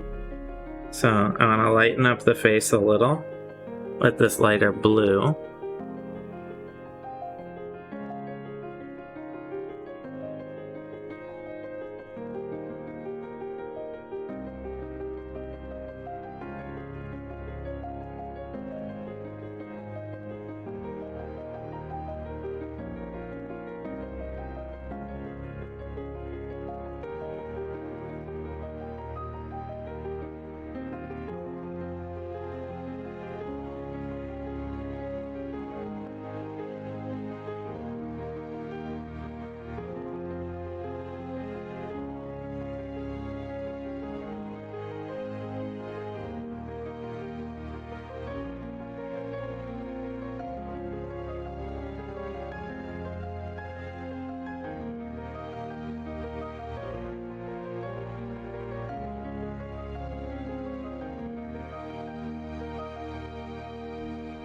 Okay, so the face isn't done yet, but that's sort of the direction it's going. I'm gonna close up this blue, light blue, for a second and clean my brush and do 1 or 2 tiny touch-ups I have noticed with the beige. They're very small, but before I tackle the claws and the legs with this lighter blue, I just want to get those. And this is not the deck tan, this is the buff. I need this one.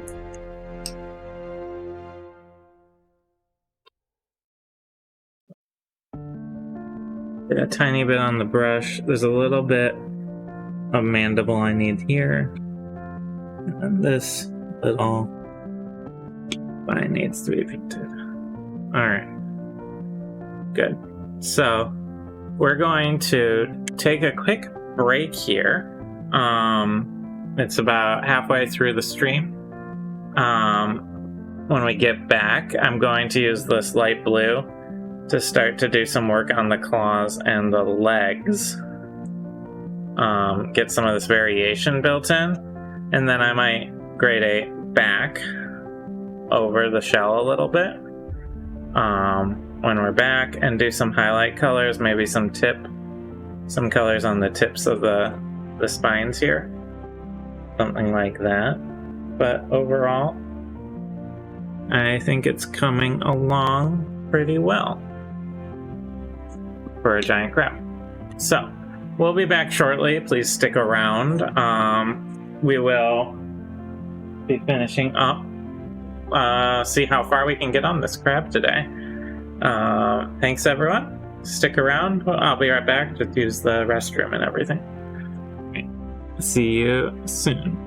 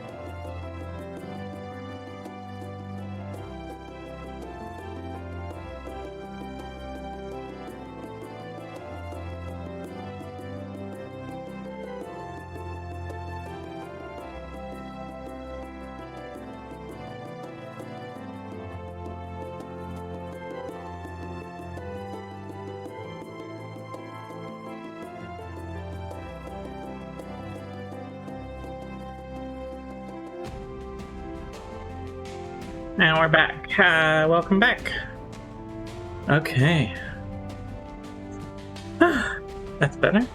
Just a quick break. Right in the middle of the stream.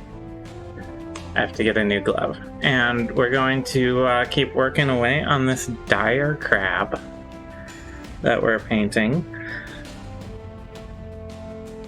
I'm basing it loosely off of a blue crab.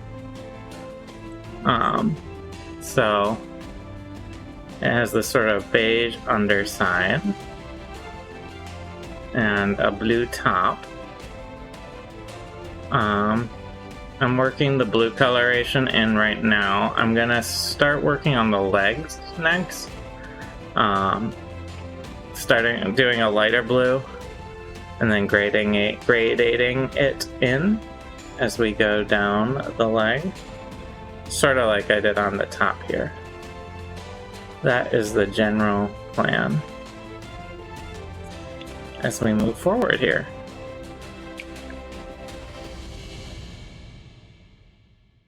So,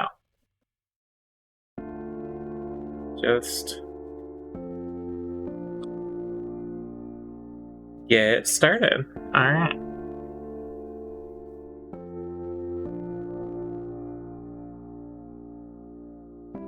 So, I am basically dry brushing this light blue in, but I want to get a little more saturation on the lower ends of the foot. Well, maybe not foot, is there a claw thingy? I don't know. The foot. I want it to be lighter on the end and sort of become less light as it goes up the leg, sort of stopping near the joint here is the plan.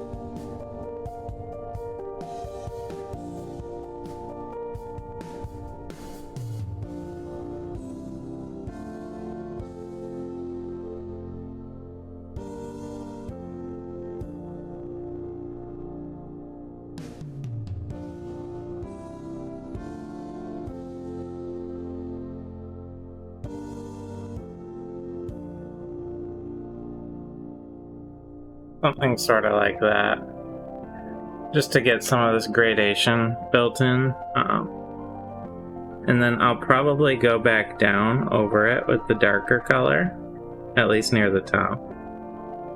That's the general plan. But if I err a little on the lighter side when I put a wash over it, it'll look pretty good.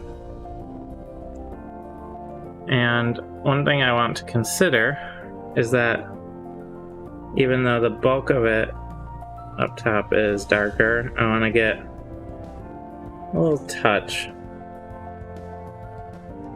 of that lighter blue mixed in there, like that.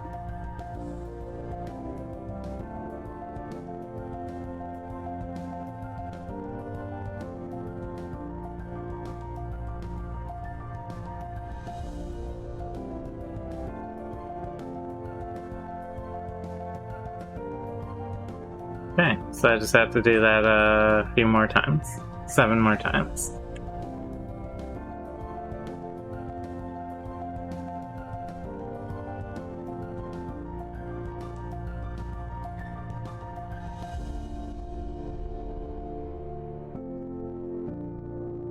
I'm really just gonna take my time and work through this one leg at a time. Not worry too much about rushing it.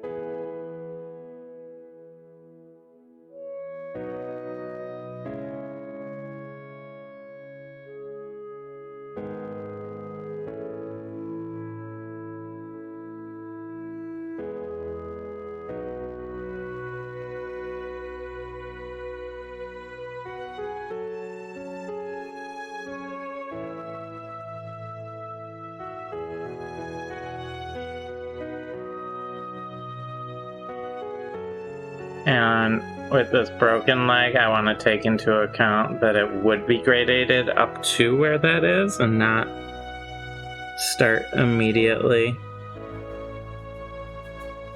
with the more saturated color.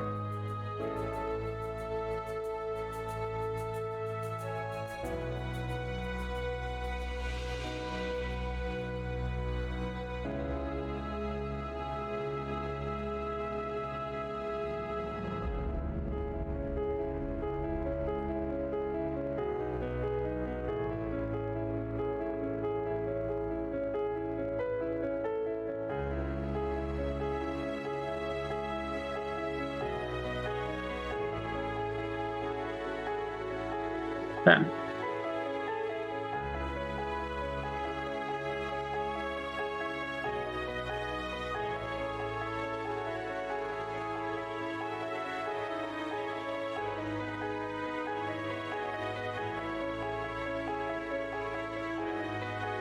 So we are going to just keep working up the legs, and then I'm going to save the claws for after I've done the legs here.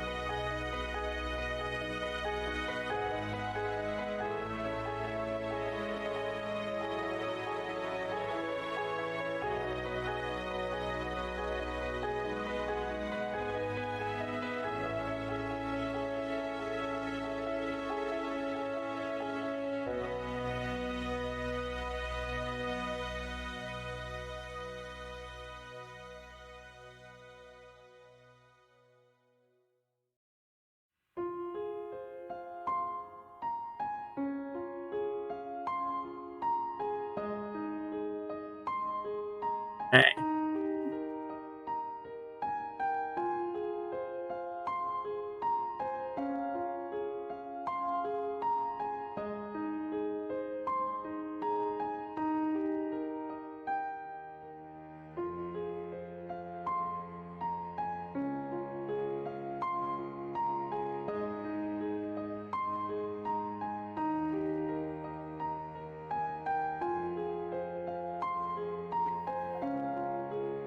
So that's one side of the crab here, all set with the light blue. And then I'm gonna swing it around to these other side, so it has that similar look. And then we're gonna look at maybe adding a little darker colors in for some contrast, maybe especially up on top of the shell here. Will probably be where it mostly goes. And then we'll look at some detail work, but we got a little ways to go from here before we can get to that.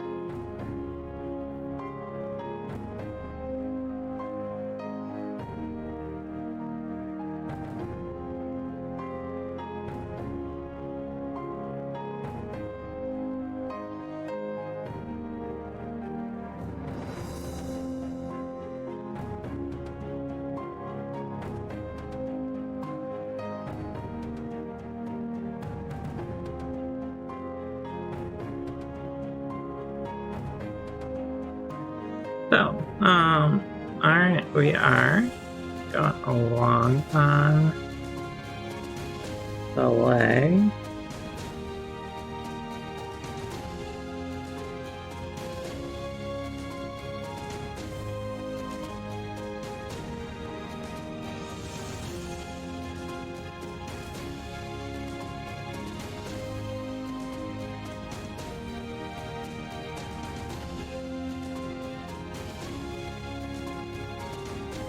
So I'm trying to think, what color do I want the tips of the spines to be? Should I go with like a dark menacing color, like almost a black? Or should I go with something more vibrant, like a red?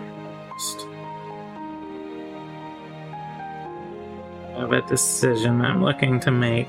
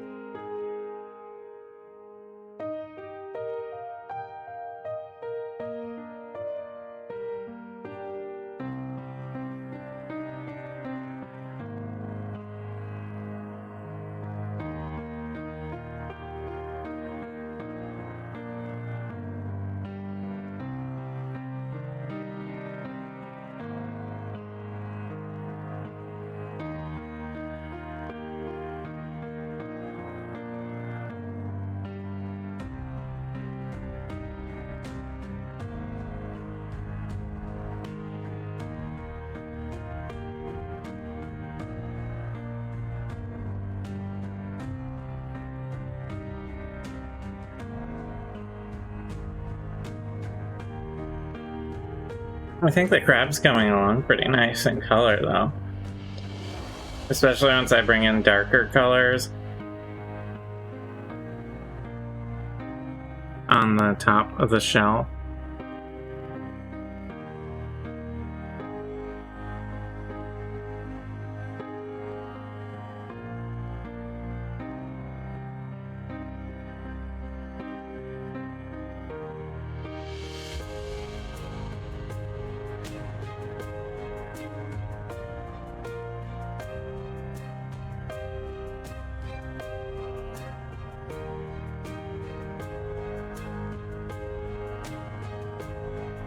Doing animals is always a little trickier, in my mind at least, than doing even fantasy animals, than doing like a miniature figure. Because there's often, there's a lot of hard lines on a miniature where it's like you have like a bandolier or something and it's just like a hard line of leather over whatever color their shirt is. With an animal, where it's just what is its natural color, you can't really get away with just doing a simple hard line. You have to kind of make it imperfect. And I find that's actually a little more interesting and challenging than just doing a character mini. So doing monsters, dragons, things like that, I feel like are a little more difficult, a little more interesting.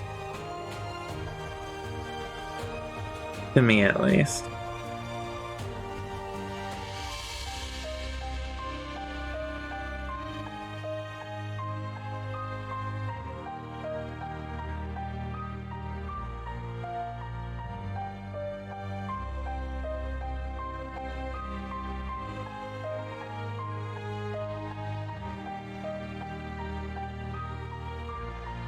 Okay. Crab legs. Crab legs achieved. So, it kind of breaks up the monolithic look of the crab, I feel like, by having that sort of darker bit. Looks like I got a little paint messed up there. That's okay. I'll do a little touch up on the bottom when I'm done here. There's some spots where I want to put some more beige in. But first, I want to tackle the claws here. And then I'll tackle the darker blues and save the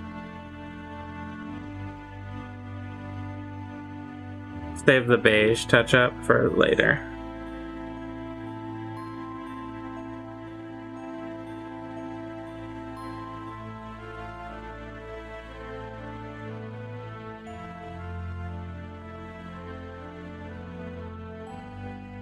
My goal is to sort of put a gradated lighter blue down the claw length here. I'm going to do one side at a time.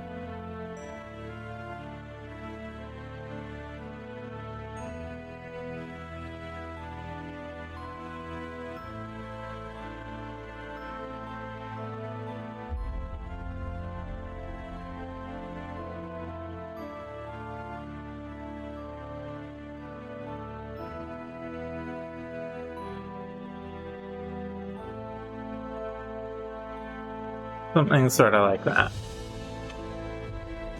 Now I have to do the other side.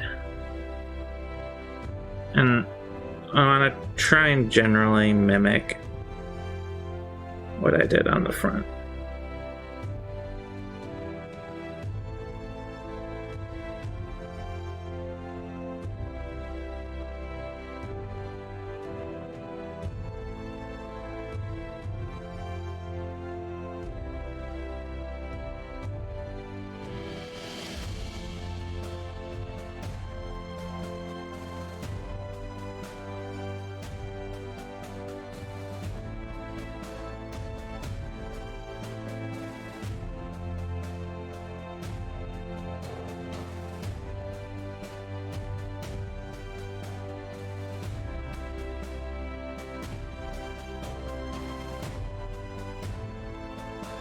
That's not too bad. Got that sort of light claw look. Let me get inside the claw itself a little bit here. Lighten that up.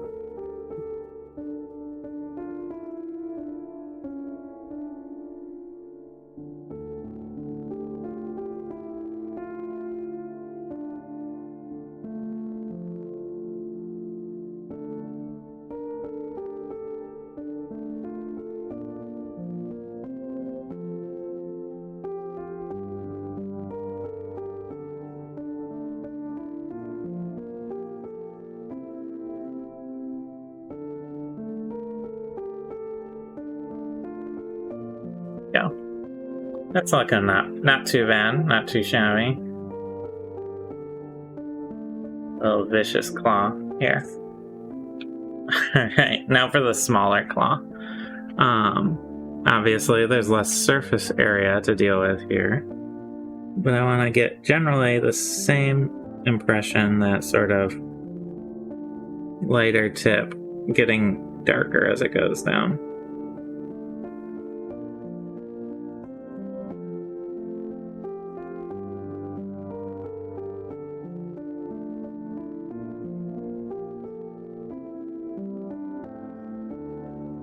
And when it's really dry, it's good to get some of the highlights a little lighter, the high points a little lighter down the arm here.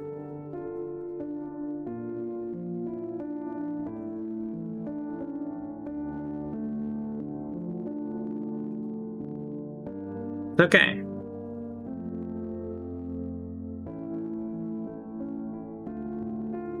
Always a little worried when I drop this, obviously. If you saw the beginning of the episode, I had that issue.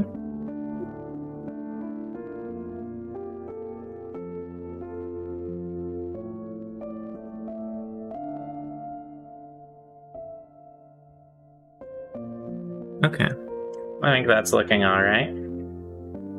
So, I'm going to close up the light blue for now. And then what I want to do is add a little more contrast to the overall crab. We're getting a little light overall, which is good because when you do a wash, it darkens. It tends to make everything a little darker, which we might do at the end here of the day. We'll see. But what I want to do is add a little contrast in the top of the shell here. So I'm going to take a darker blue. I have this field blue, it's called. And I'm going to gently dry brush it from the middle of the top of the shell down and out. Down the center part of the crab. So, to prep for that, I want to make sure my brush is nice and clean.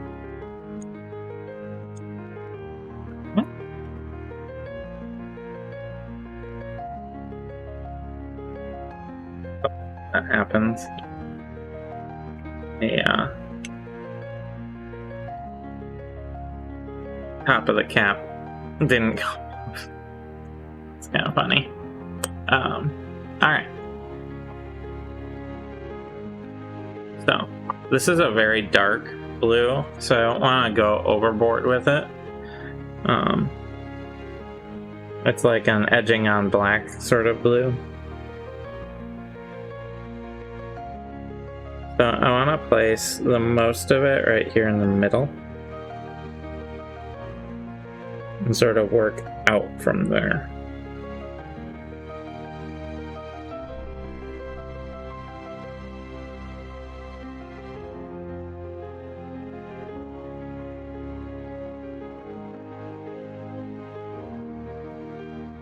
It's actually fairly similar right now in coloration to the medium blue that I have going, but it is different. So it'll give sort of a subtle change, which is really all I'm looking for here. It's just that subtle little contrast boost.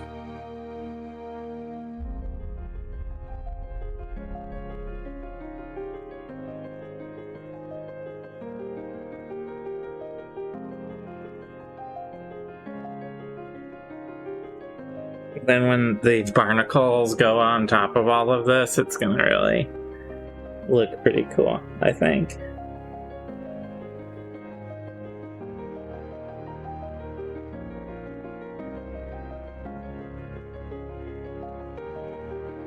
So that's probably all I really need. It just adds this little darker spot right on top. It's very subtle.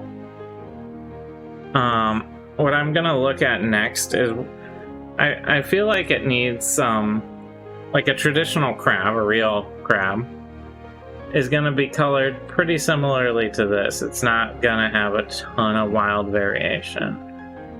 This is a magic dyer crab, right? So maybe it should be a little more intimidating. So I'm sort of thinking it could probably use a little, like, sort of like bright warning colors. So I'm gonna think, would it be a metallic? Would it be like a red to set off the blue? You know, think through what would look good visually on a crab like this. And I'm thinking for the tops of these spines here that go around the edges.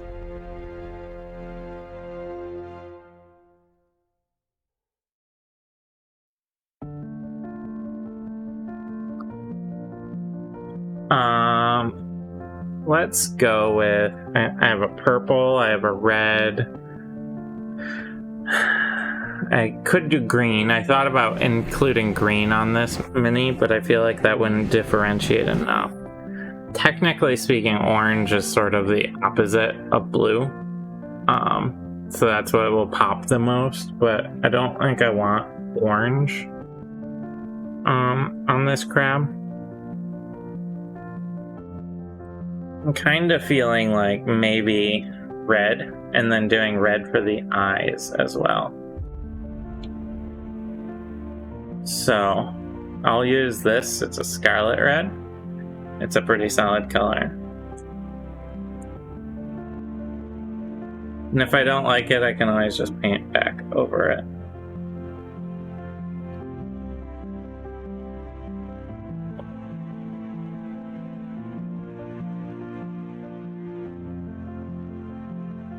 Actually gonna do, since I have the red, is paint the eyes in here.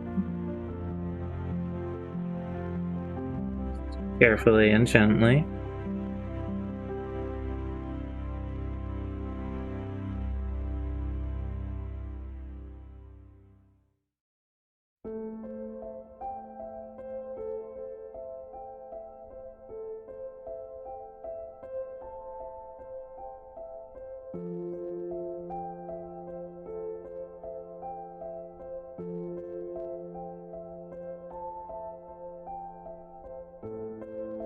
This will also give me a good idea of the color against the blue. But I think that looks pretty good, actually.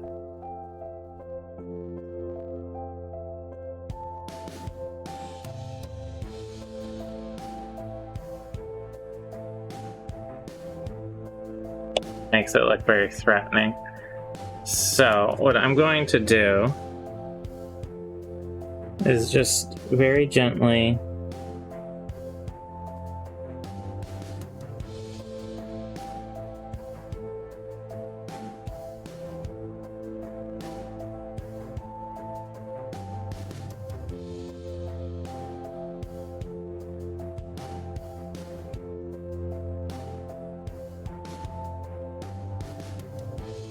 do some like red tips on this shell and see how that looks. If I don't like it, I'll paint over it.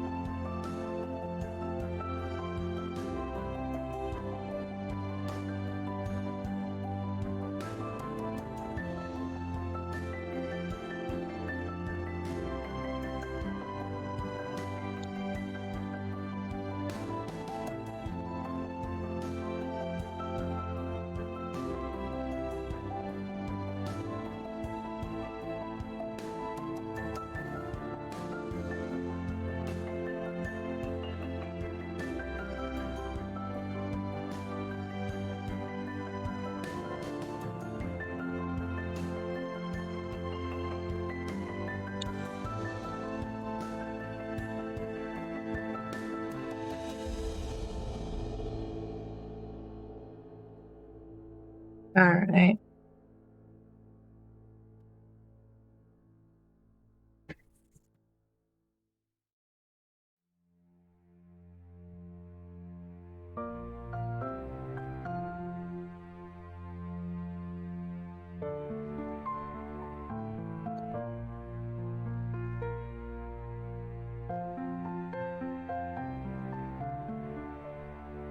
Kind of just experimenting a little with this red, see how it looks.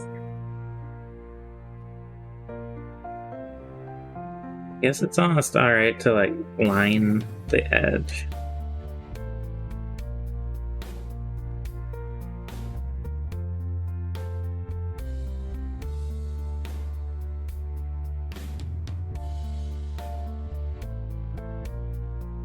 At least around the back here.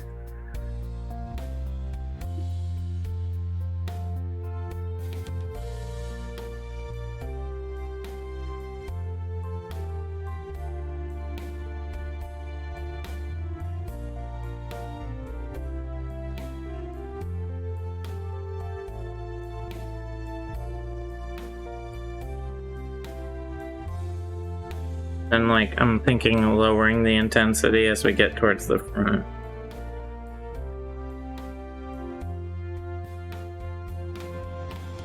Sort of like that.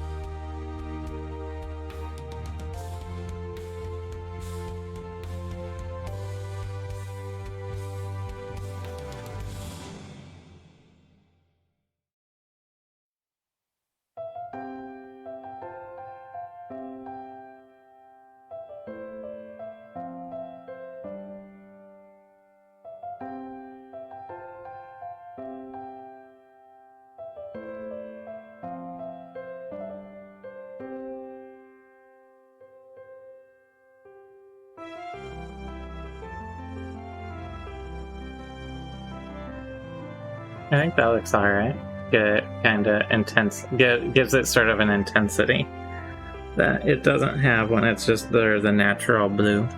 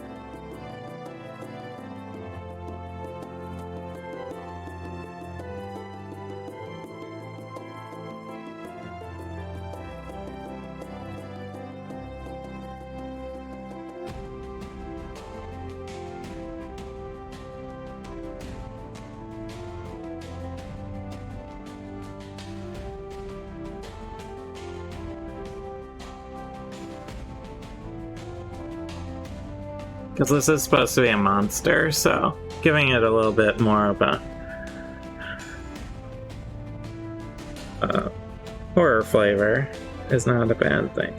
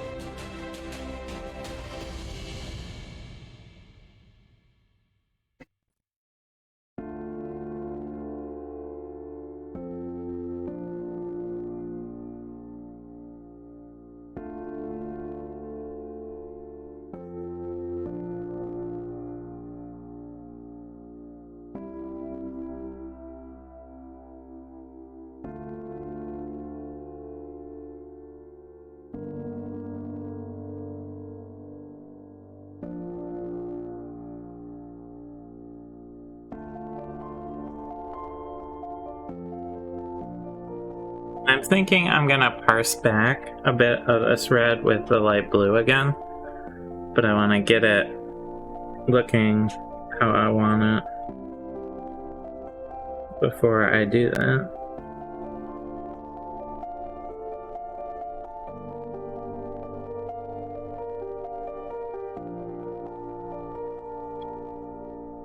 That gives it a real intense look, I feel like. I might put a little on the tip of the claw as well here. The big claw, at least.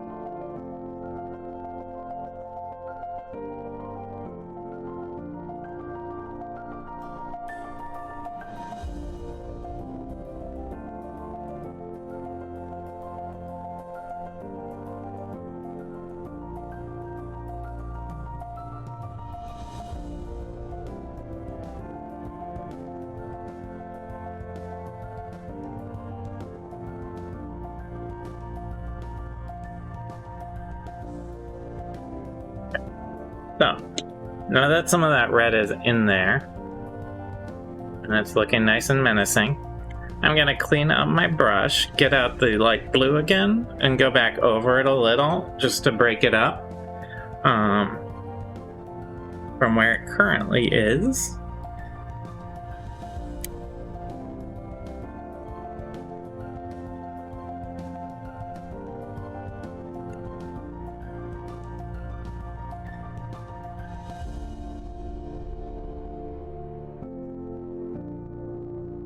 Okay, so gonna take little bits of the light blue and we're going to dry brush back over.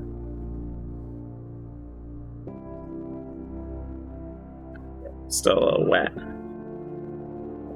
Make sure when you're dry brushing that your brush is dry.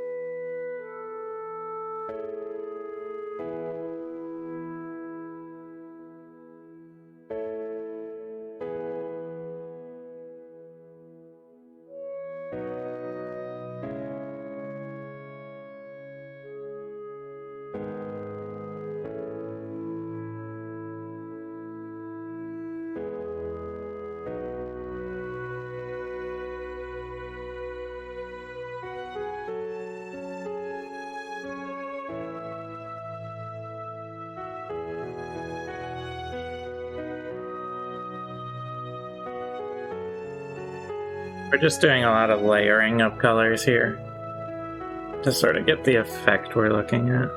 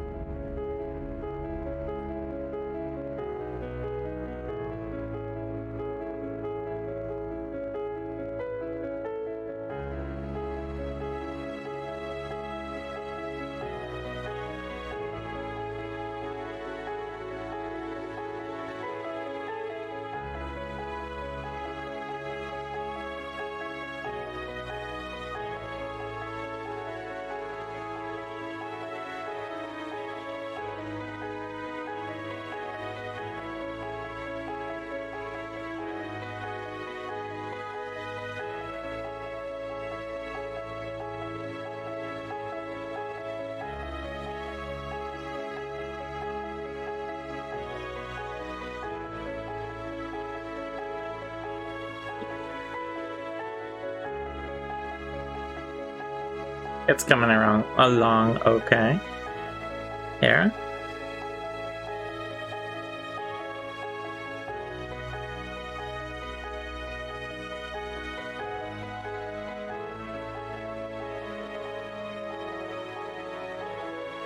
I feel like it has a little bit of like a coral vibe to it with the red here, which I'm kind of liking.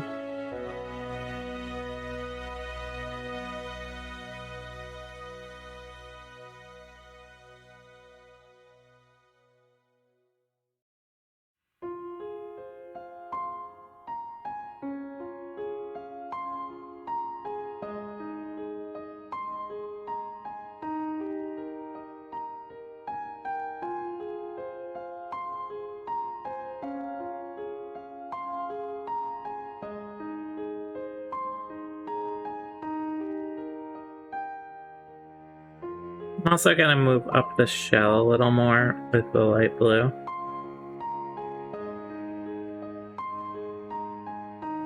Towards that dark spot that I put in.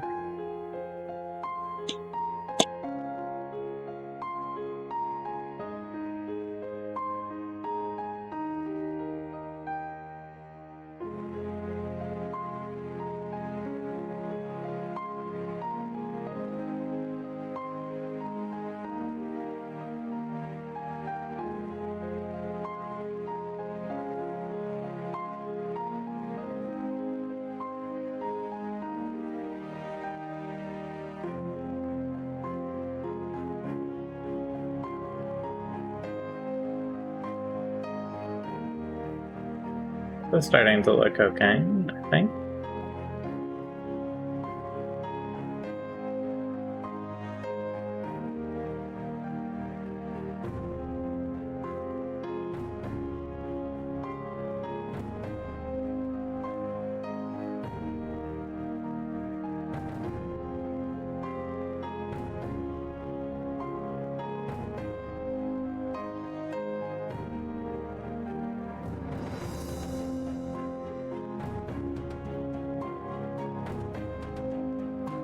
I don't know. What do you all think of that red?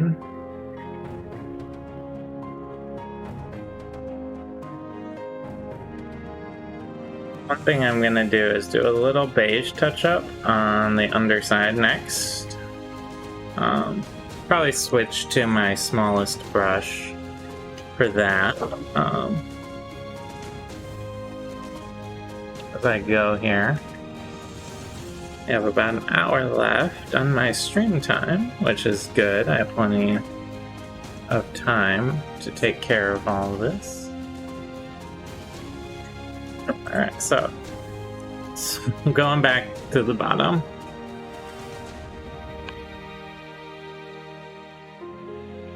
There's a couple spots where mostly just me holding it and moving it around. I got a little bit of the paint pulled on.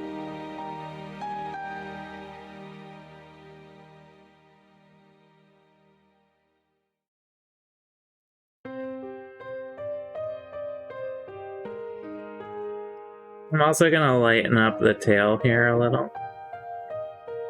Just dry brush a little bit of the deck tan over.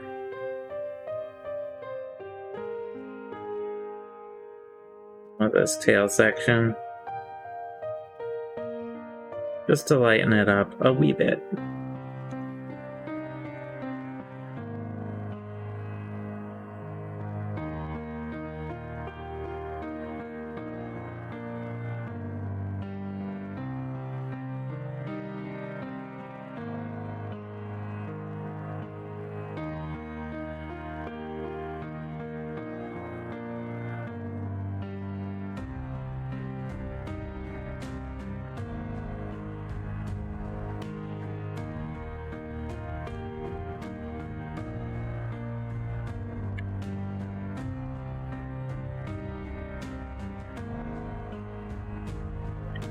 Spot I needed to touch up.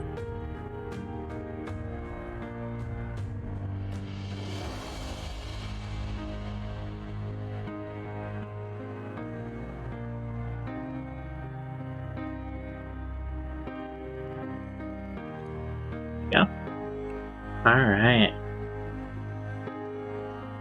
One danger crab is coming along. Do I want to mess with the legs at all? Is part of my question. I feel like probably no.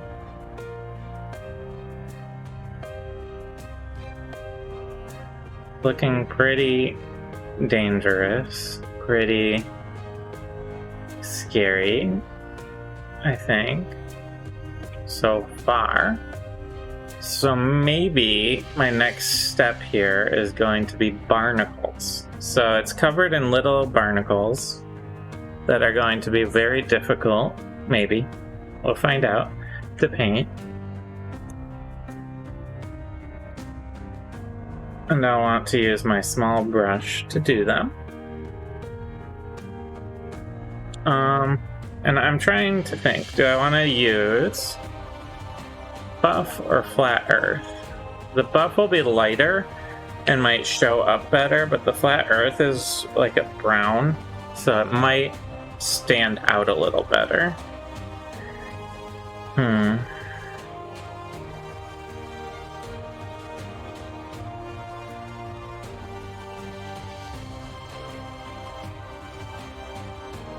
I think I'm gonna go with the buff for the barnacle color, because it will be getting a wash over it at the end, and that will darken it up as well.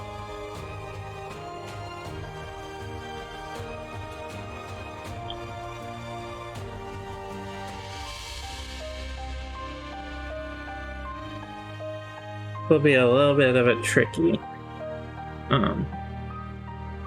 job.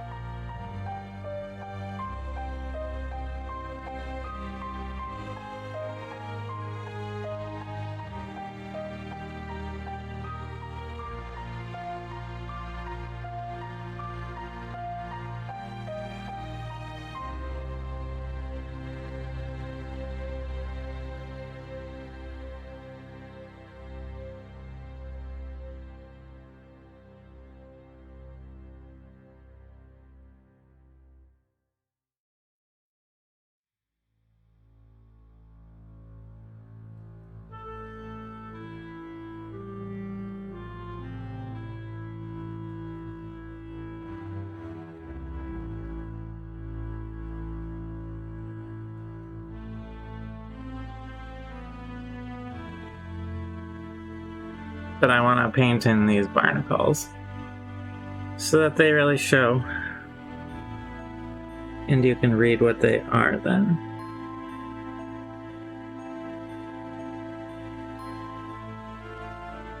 A little cluster right here.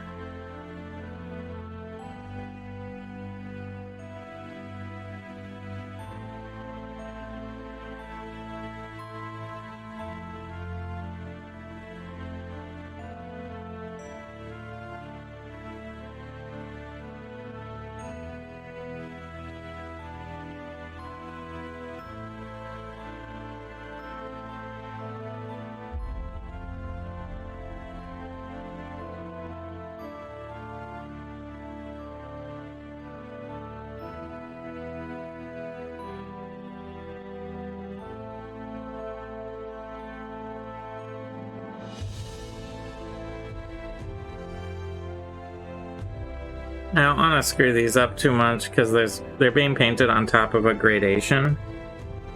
So if I have to repaint, it's not the end of the world, but it will be a bit of a pain.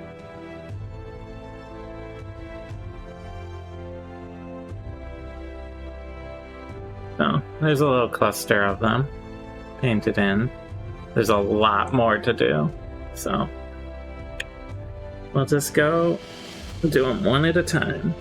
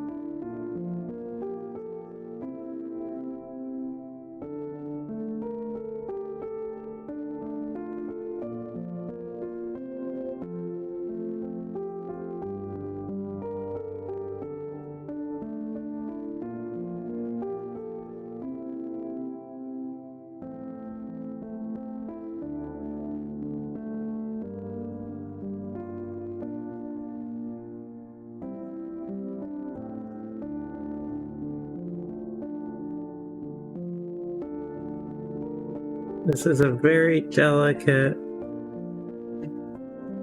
process, adding these barnacles on. I'm just taking my time with them.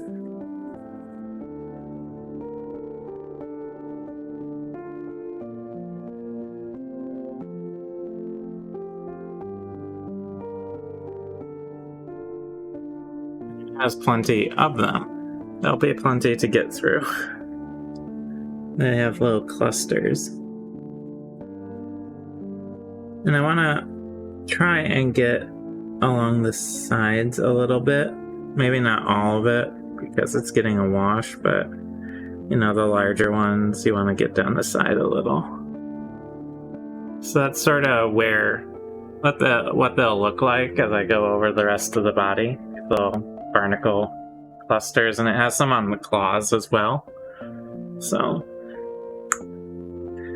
if you want to just hang out, relax while I get through all these barnacles, or if anyone has anything they'd like to chat about, feel free to toss it in chat. Otherwise, I'm gonna just be really slowly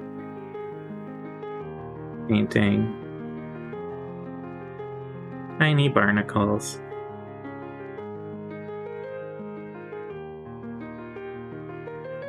I guess they'd actually be quite large barnacles because this is a diagram.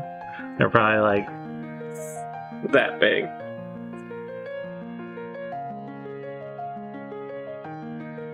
But on the scale of the model, they're pretty small.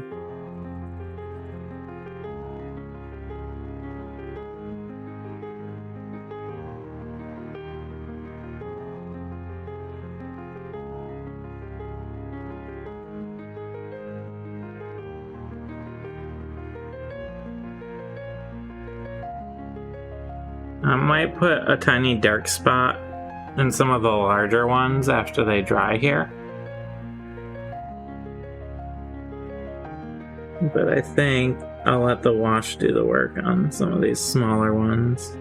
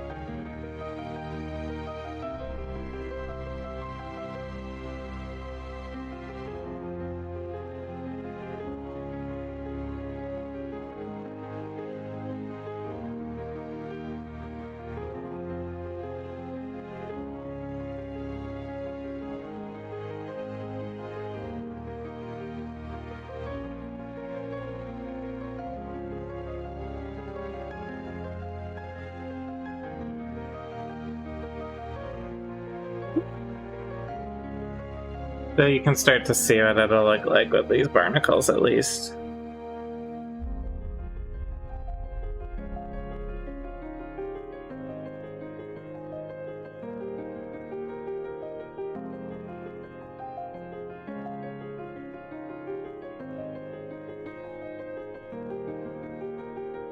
I think they'll stand out pretty nicely, all things considered.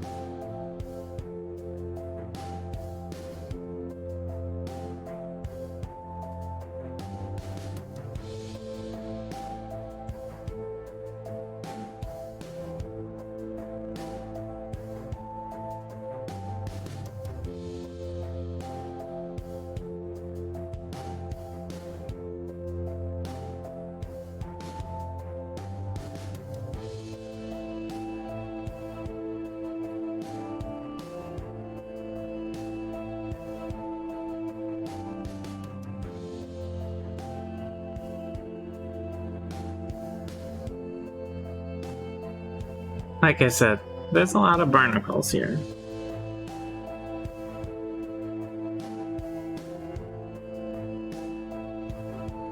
But I think they're looking pretty good on the shelf.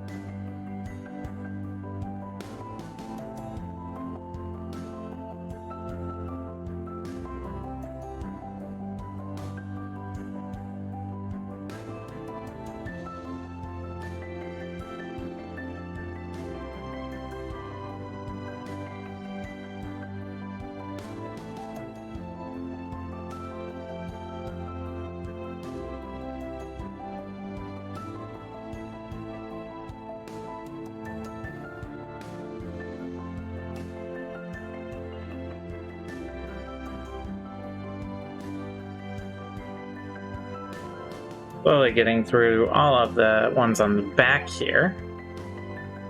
And then I have a few on the claw up here and over here. I don't really see any on the legs, probably because they move more, but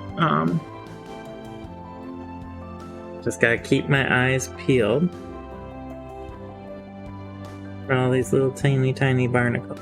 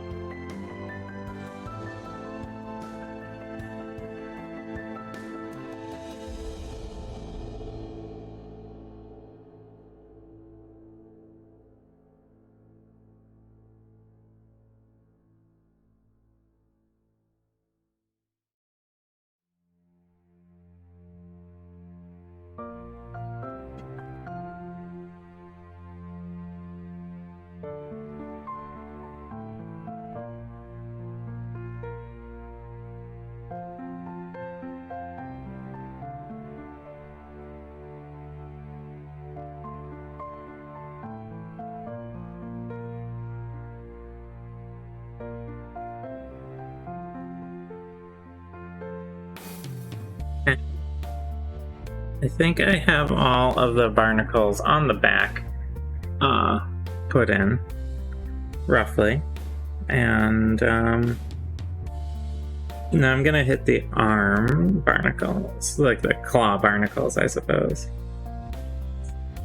Would be the correct term.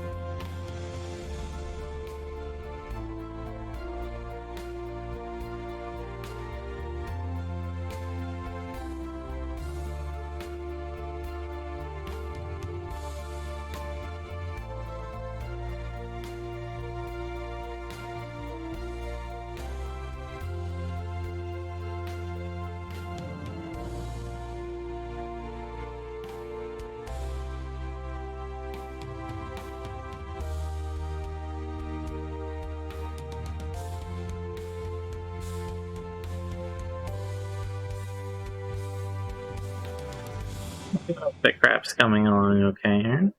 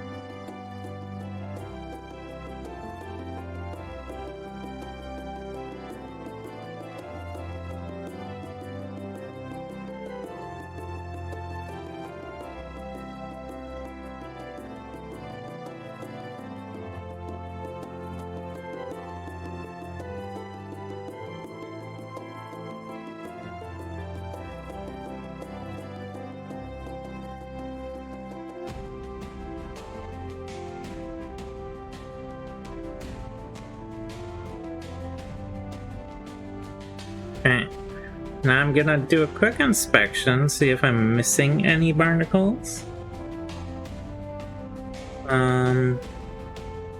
Just to make sure. Okay, so what I'm gonna do next is clean up the edges around one or two of these barnacles with the medium blue. I won't need very much, just the teeniest, tiniest bit. But there's one or two barnacles that I slipped a little much on.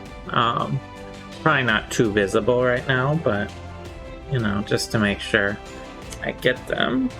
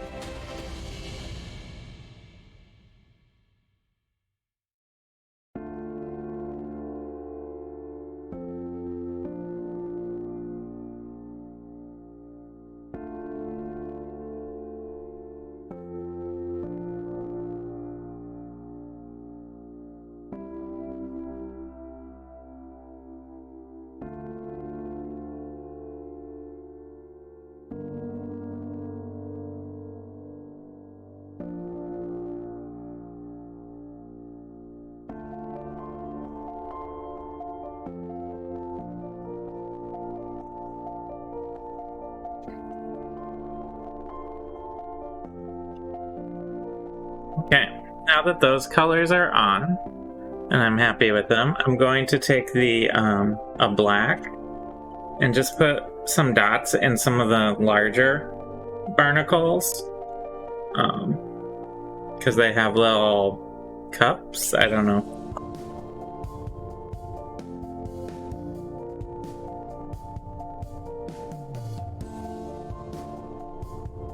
But it'll make them read less as little brown dirt spots and more as barnacles.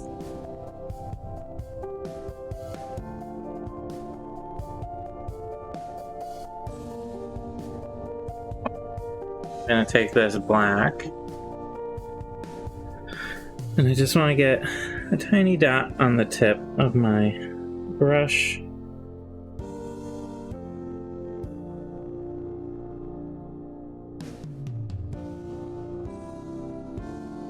Fit in there, like that. So, as you can see, that makes it look a little more barnacle-y, which is a word that I definitely didn't just make up.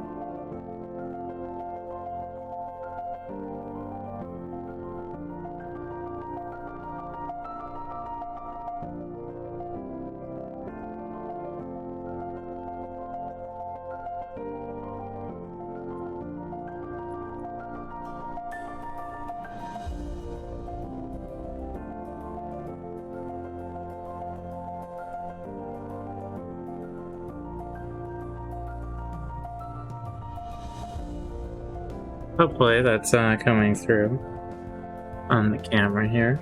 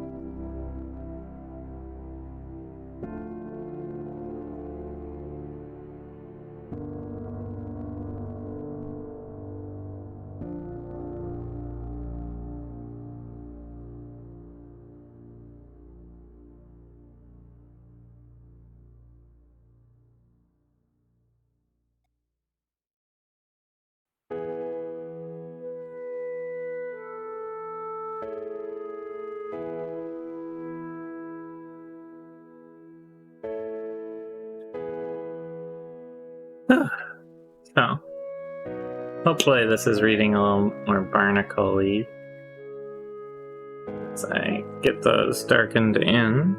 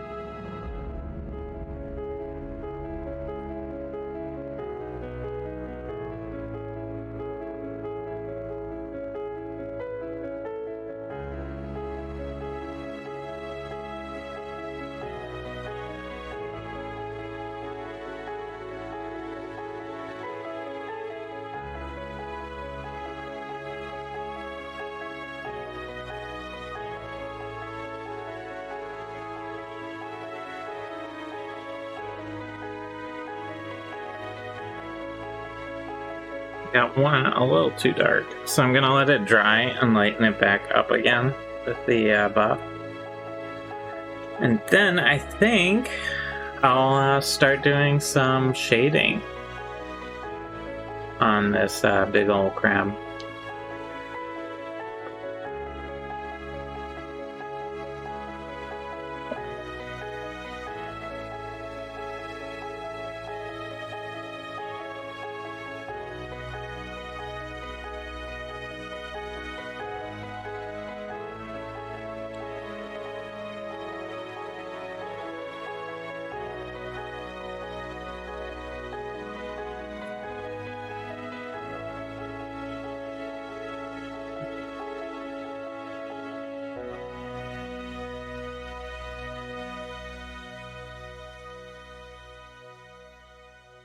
Okay.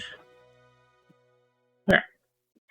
Alright, I'm pretty happy with how this crab is looking. So, to do the shading, we're going to do a targeted washing on the crab, especially on the bottom here, to bring out those creases, crevices, everything like that. The top's looking pretty good. We might just do a little light shading with a black wash around some of the bumps and crevices. Nothing too terribly much. Mainly going to be going for the bottom here. So, to do that, I'm going to need a little cup. And what color wash do I want to use? I could use a black wash, but I think I'm going to use this gray wash. It's a little less intense than a black wash.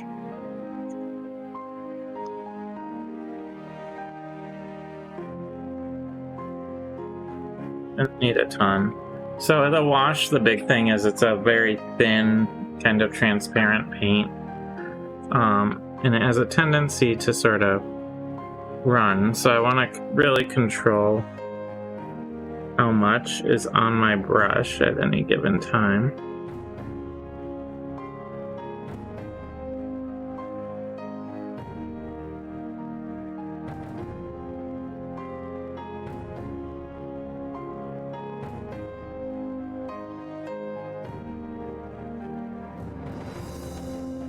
Sort of use gravity to help me get it in to the cracks and crevices that I want.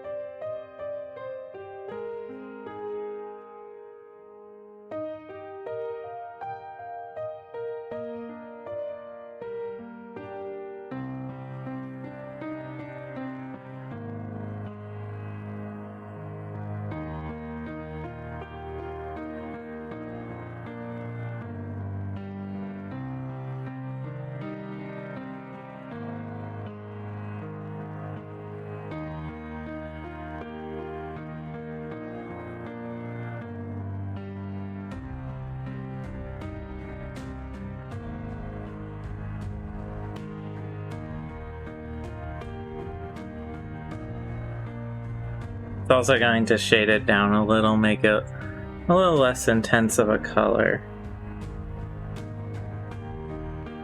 But it does tend to lighten up a little as it dries, so...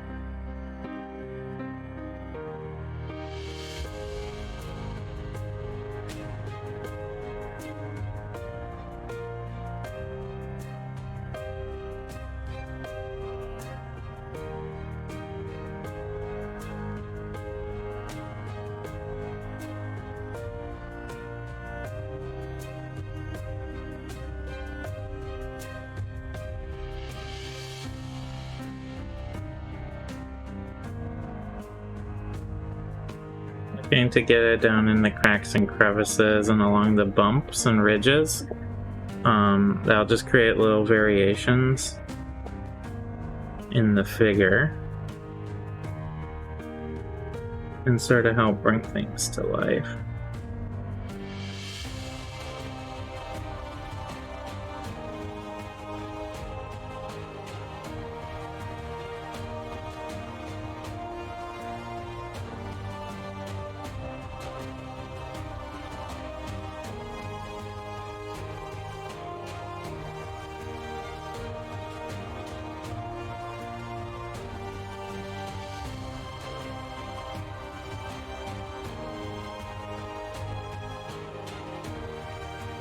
Oh, hi. You snuck down. You surprised me. Can I help you? Yeah, I need the jester. Yeah. What do you think so far? You like him? Yeah. Or I think it's actually a female crab based on the tail section.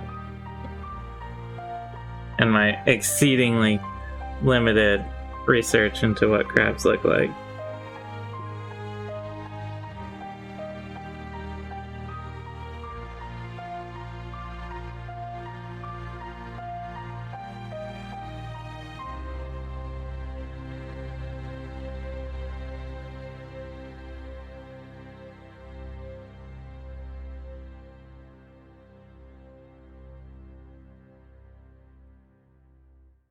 Trying to get in between the legs and the underside of the shell here has always been a challenging part for this crab.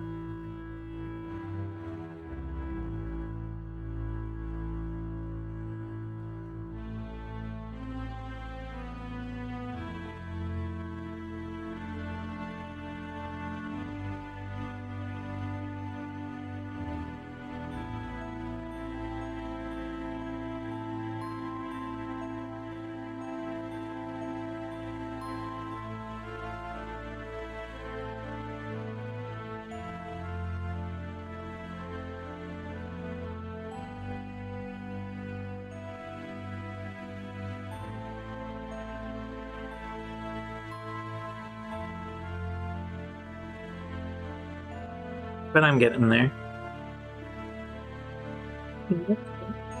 Thank you.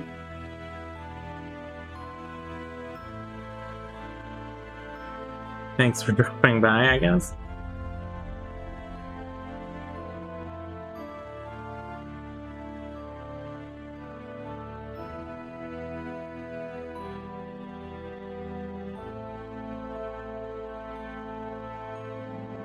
That was Lexi, my wife, and the dungeon master.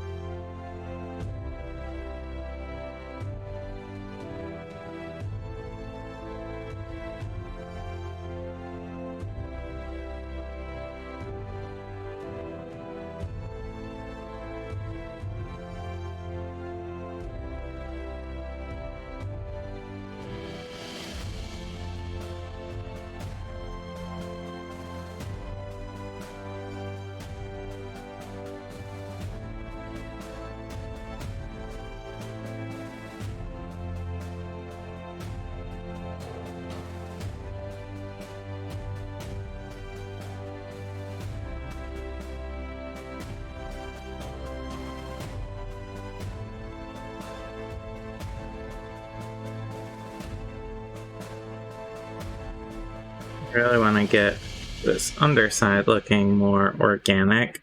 That's why I am applying extra wash more than I would on the top here.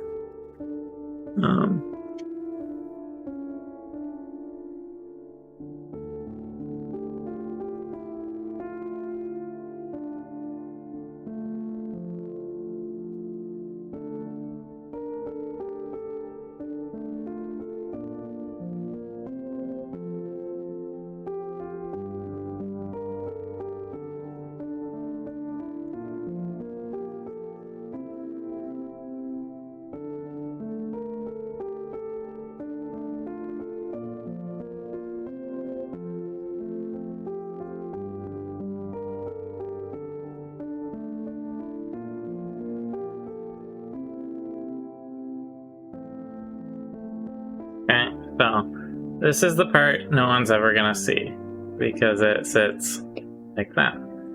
But I think the underside is looking correct. Now I'm going to be working on the top side. I'm going to be a lot more gentle with my application of wash. Targeting primarily sort of the joints between things, like on this claw here. I just want to subtly bump up how that joint looks.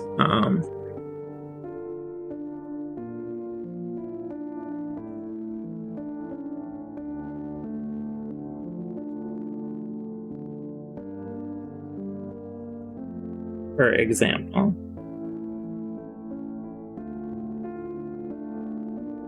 Or this little like design shape on the head to just enhance that slightly. Maybe shade in a little bit.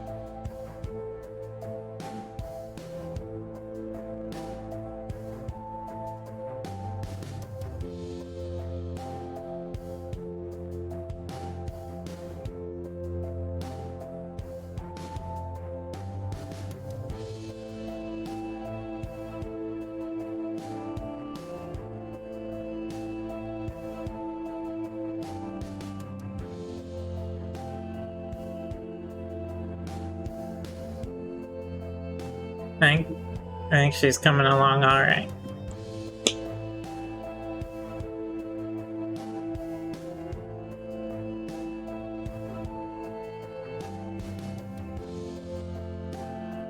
What I'm really doing with the wash is just adding a lot of subtle variation in all of the colors that are on this crab to make it just feel more organic.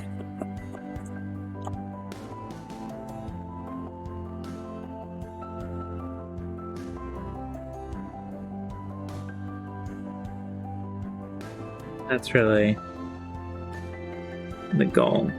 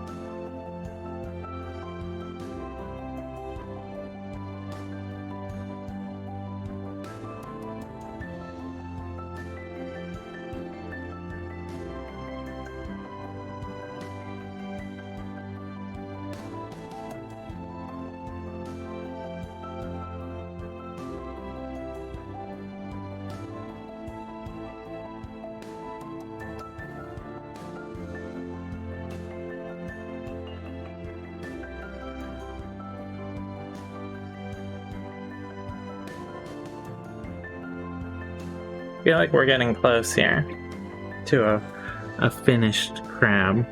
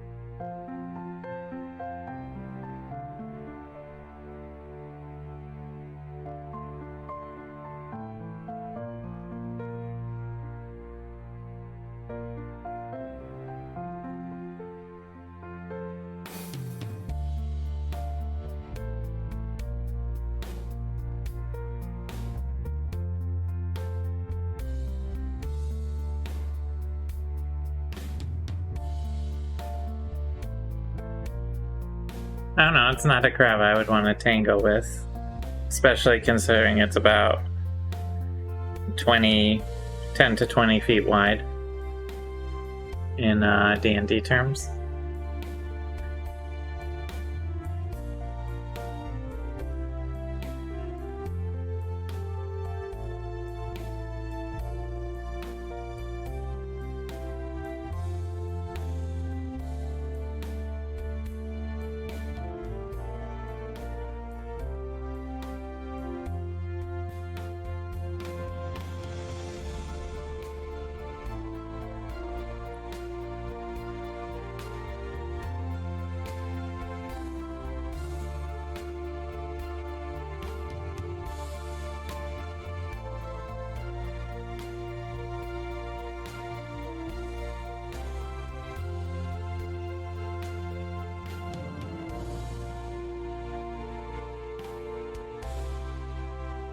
Okay.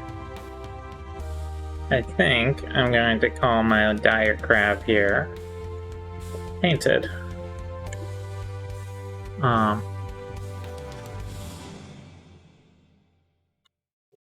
going to take some time to clean up. Let this dry a little. It'll reduce the shininess on it a little bit. It is a crab who.